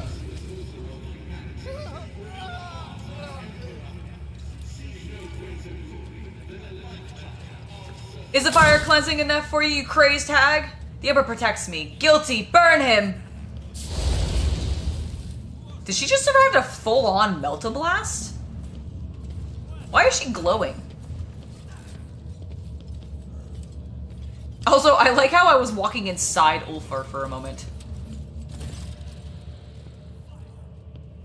I am also very happy to not have been born in the 41st millennia. It is rough. And even if I was actually born into nobility like my rogue trader self is, I still don't know if I'd really want to be there. But I will admit I am enjoying the heck out of this game and being able to make smoochies with literally all of my retinue. Well, not all of them. Most of them. Insidia Corda is absorbed in reading a long strip of parchment. Her left hand is holding a silver spoon, with which she carefully scoops up brain matter from an open skull of the man contorted next to her. What? Is this woman Hannibal Lectering this guy while he's alive?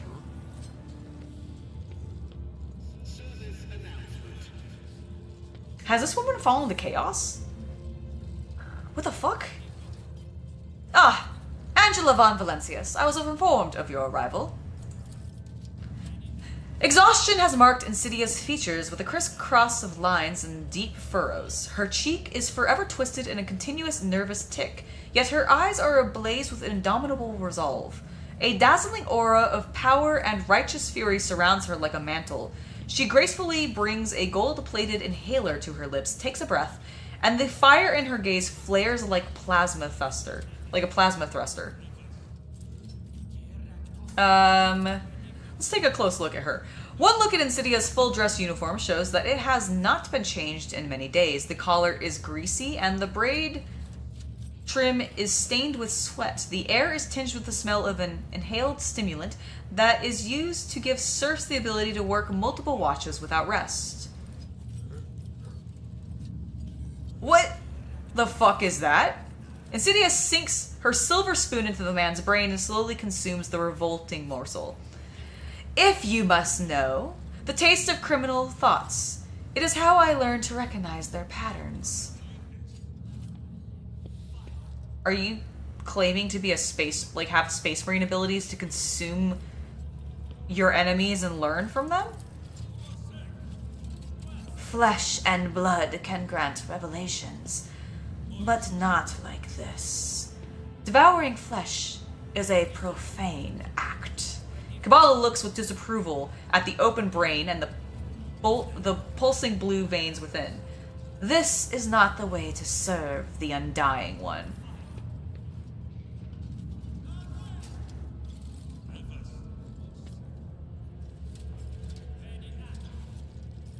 Yeah, I'm gonna put that man out of his misery.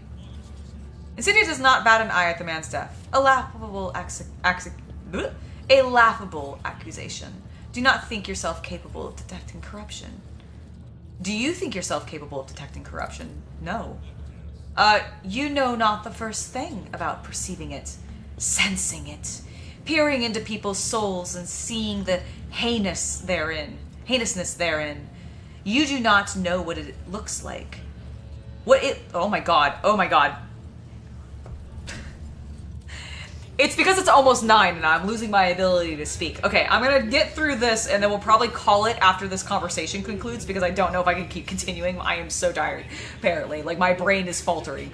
You can see organs being harvested and brought to the Black Market. I mean, probably Crown Fire. I could definitely see that being a thing. I mean, also, like, surely the Drukhari are into some, like, maybe body eating. I mean, Space Marines do consume the flesh of their enemies. We literally saw Ulfar doing that, like, when we first met him, in the cage and everything, to learn about their enemies. Like, so he can eat, like, orc flesh, or, like, human flesh, or Eldari flesh, or whatever, and, like, learn about them, so that he can, like, combat them and stuff better. But I don't think humans can do that in the Imperium. I think this woman's fallen to chaos.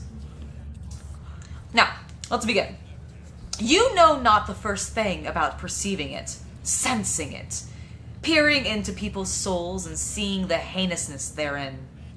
You do not know what it's like to look at their faces and to see the brand of their impious soul and deeds. But I know it all too well, and none shall escape my wrath. I have encountered sanctioned death cults that practice cannibalism as part of their way of praising the Emperor. A surprisingly large number of them harbored heresy within. Yeah, no fucking shit! You have suspicions about me. Well, it is your duty to suspect. But do your eyes see any trespasses here? No. I have committed no malfactions against him. The law has found its way to Footfall, I see. After all, what manner of slaughterhouse is this? Some atrocious travesties of justice? Insidia jerks her chin up in response haughtily. This is true justice. Unprejudiced, inescapable, and equally merciless to all. The Lord Inquisitor has bestowed upon me the honor of bringing order to this cesspool of pirates and heretics, to rid Footfall of the corruption that has fettered its limbs and turned its imperial station into a hotbed of free thinking and inefficiency. And I will not rest until all have been judged. I shall not rest until each and every one of you has been judged.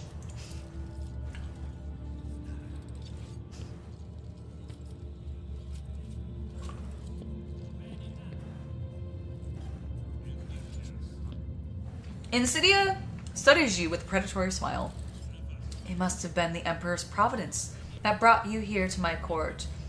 It would be my pleasure to indict you of the crimes you have committed.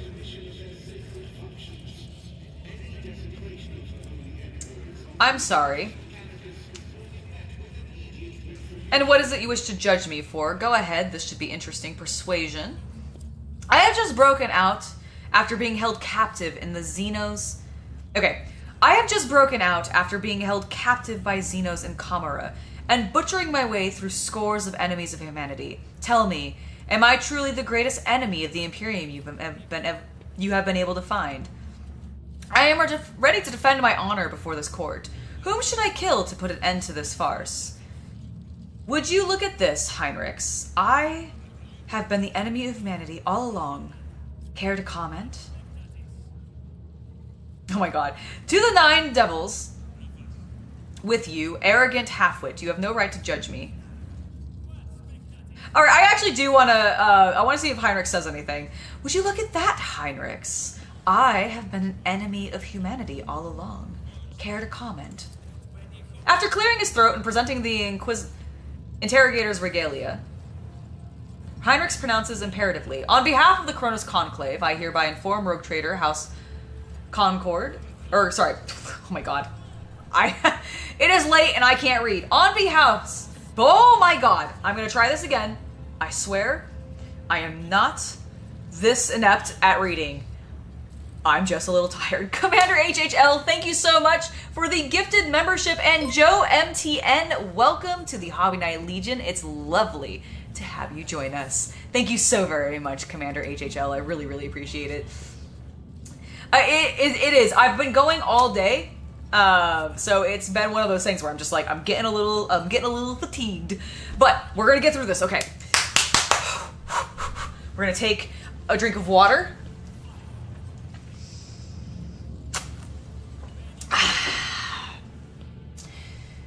On behalf of the Kronus Conclave, I hereby inform Rogue Trader House Corda that, by the order of Lord Inquisitor Calcazar, Rogue Trader Von Valencius has been placed in the custody of the Inquisition. Any attack on her safety is to be treated as an act of interference in the affairs of the Inquisition. Acolyte of the Inquisition, the warrior clad in armor adorned with the sign of the Inquisition, speaks in a voice that is even and dry like paper. The Lord Inquisitor is aware of the Rogue Trader Von Valencius' arrival on Footfall. He allowed it and gave no order of prosecution. Rather, the Lord Inquisitor's will is that the Rogue Trader Von Valencia be treated with respect befitting of her high status.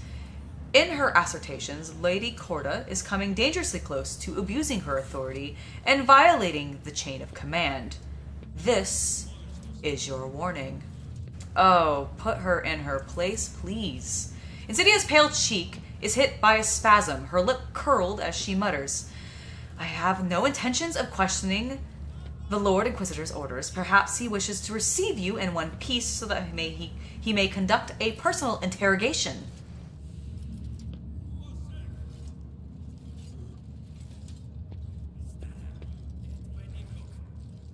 Oh, fuck yeah! Alright.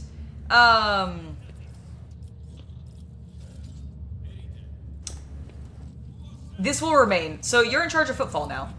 Indeed I am. When the Lord Inquisitor enacted martial law in the Expanse, I offered him my support at once, of course. Footfall was chosen as the Lord Inquisitor's headquarters, and the position of Footfall's liege was temporarily abolished for the duration of this war. Or perhaps longer than that. All authority was transferred to the station's warden, to me. While the Lord Inquisitor is preoccupied with matters of strategic planning, I am tasked with overseeing security and order. And there's much to do on that front. Pirates and smugglers, apostates and cold traders, deserters and outlaws, every one of them warrants attention. Cracking her neck, stiff from many hours of reading documents, Insidia again dips her silver spoon and scoops out brain matter from the open skull of the poor fellow standing. I killed him! Are you telling me she's eating? And who is it that you were judging? All of them! Thieves, smugglers, pirates, traitors, heretics, deserters, abattoirs, harborers, cowards, and purgers? I don't know what that is. Anyone who has ever trespassed, anyone who has ever protected a miscreant or kept quiet about a crime they knew of, they will all be condemned. With obvious determination, Insidia starts going through her papers, seemingly no longer aware that she is doing so. More and more new convicts are being granted the great boon of undergoing servitude in perpetuus and have ridded themselves of reprehensible consciousness and serving the Imperium free of doubt and weakness. Footfall will once again become a bastion of law and righteousness. I will eradicate all heresy that prevents the faithless from giving themselves over to the good and toiling in his name. And how long has the court been in session already? Insidia seems slightly perplexed by your questions. She starts moving signed sentences from one stack to another and then says uncertainly, 3 weeks? The court carries on day and night, so my senses of time elude me. There's nothing about this trial. Your accusations are contrived, and their purpose is simply to turn the entire population of Footfall into pliant automatons. Do you think I find the enjoyment in this? Looking at vileness upon vileness, listening to one excuse after another. I loathe this and despise every malfactorum out there. If I were weak of will, I would have obliterated this foul station with nuclear fire. Instead, I am here to offer each of them the right to be judged in his name and the chance to return to his fold renewed. The universe is a terrifying place. We are surrounded by the archenemy's machinations and Xeno scum who would deny our right to exist. The threat is inconceivable, and human weakness will not help us avert it. If man is weak, I rid him of his spinelessness and feebleness, endowing him with the sacred narrowness of mind and eradicating all that perverts him from utilizing his whole self in the service of the Imperium. I apparently failed this. No matter how hard you try, you cannot discern what makes Insidia's voice tremble when she speaks of justice, the zeal of a true faith or the lusting ecstasy of a maniac.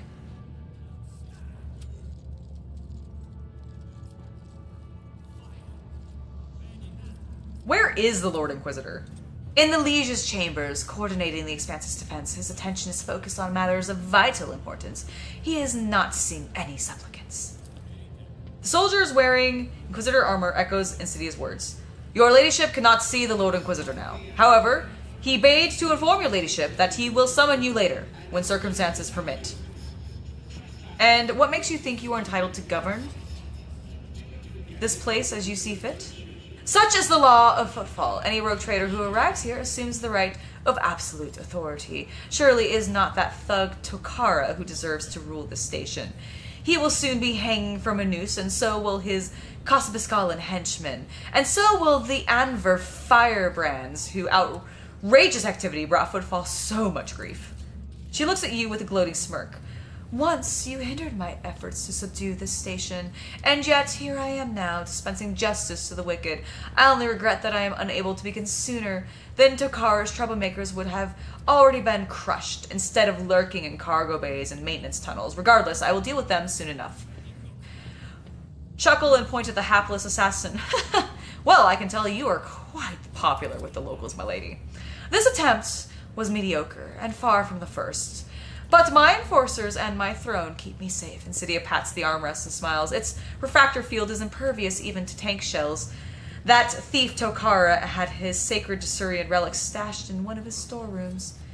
Oh, we'll see if whether Footfall will thank the Emperor for your reign. In due time, I shall weed out all the taint that has bred here on Footfall for so long, and then pious fear, loyalty, and devotion will once again become the pillar of this station under his watchful eye. She does. She's super into it. She's super, super into it. She's like, I am so into the power trip that I'm having right now. Please shoot me more with plasma guns. What happened to Winterscale? Winterscale is a traitor. While the Expanse burns, ravaged by heretics and unhallowed Xenos, he abandoned his duty completely and had the nerve to ignore the Lord Inquisitor's call to battle. My servants are capturing his worlds and ships while he hides from his reckoning, indulging in base urges. Soon enough, he too will stand before judgment. I think everybody in the Kronus Expanse who was previously a rogue trader each succumbed to chaos. She's succumbing to chaos right now. Winterscale is in the process of it because he is like so into working with Drukhari and just hunting things, like completely broken. And clearly Theodora was up to some heresy. Like, I don't care what anybody says. In my brain, she was up to some heresy.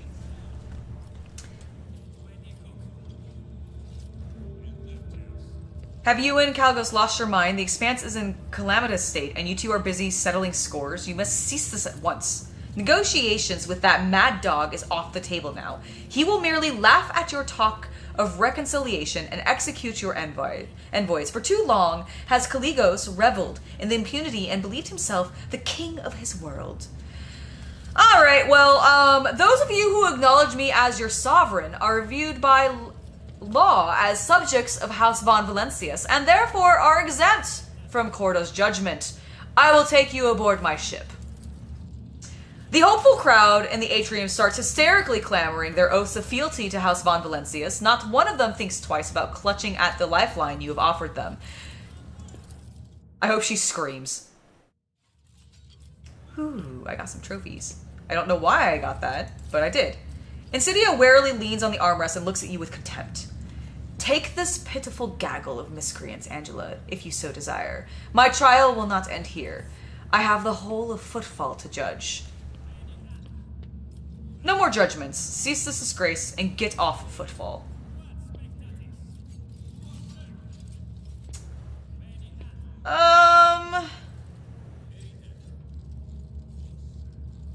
Can I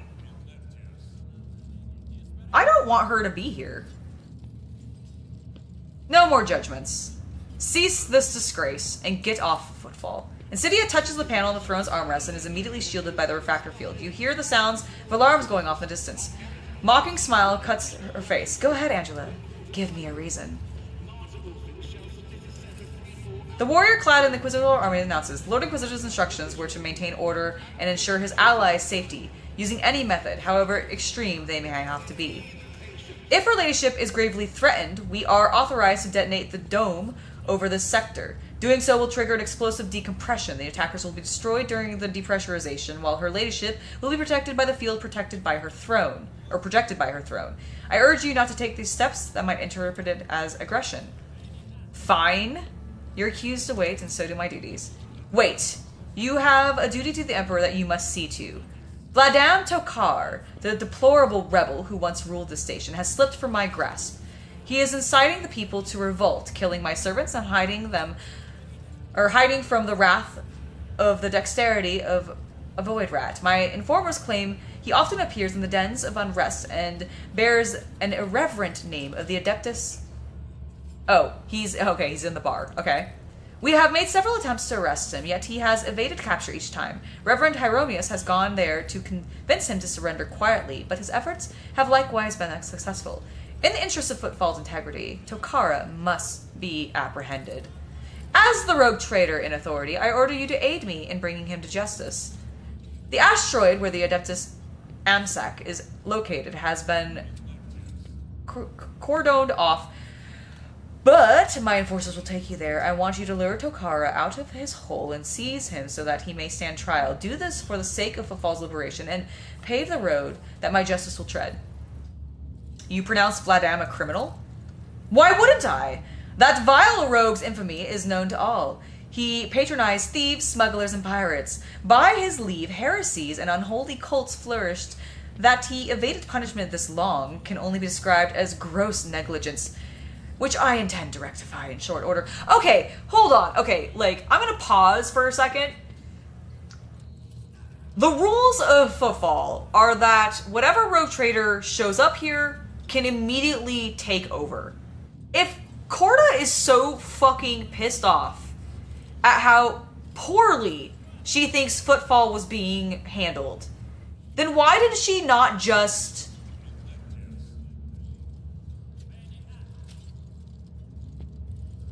Why did she not just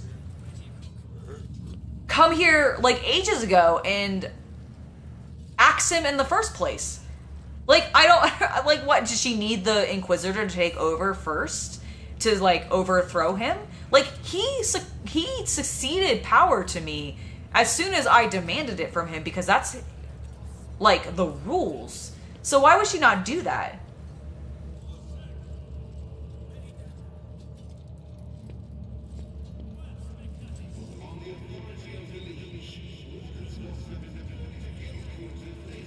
No, I'm not saying that there's no good rogue traders. I'm a good rogue trader. What I'm saying is I'm the only good rogue trader. All of the other rogue traders in this game have fallen to some level of heresy.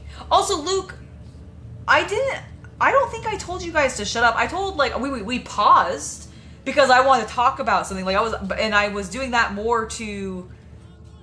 Yeah, Luke, you're fine. The pause was not to you guys. The pause was to me saying that I'm pausing the game for a second. Like, I'm going to pause in what we're reading because I wanted to discuss this plot point that I feel like... Maybe I'm reading too much into it, but I feel like she could have done this ages ago if she really wanted to. Really, really could have. Alright, so why did Hieronymus go to the Adeptus Amsac then? Reverend Hieronymus headed where the rebels are seen most often, so he could preach to them and sway them to repent. Alas, he still cannot see the difference between those who have erred and those who are beyond any hope of redemption. Some of the people you wish to execute are useful to me. I purchased valuable equipment from them. The scoundrels and thieves will be replaced by honest suppliers. Even degenerates such as the Casapiscalan can be of some use in the coming crisis, but their willful leaders need to be replaced with more pliable and trepidatious successors. It is the only way for us to protect ourselves from being stabbed in the back. Alright, and what do I stand to gain? Does it not satisfy you that order and imperial compliance will be restored on Footfall? I see you learned too much from Theodora. Namely, her hubris, greed, and indifference to duty. Alright, I will drag Vladam before this court. Alright, I've lied to her. Your cooperation will be noted, Angela. But remember, none of the rebel leaders are allowed to die before their trial. I forbid you to execute them without my leave.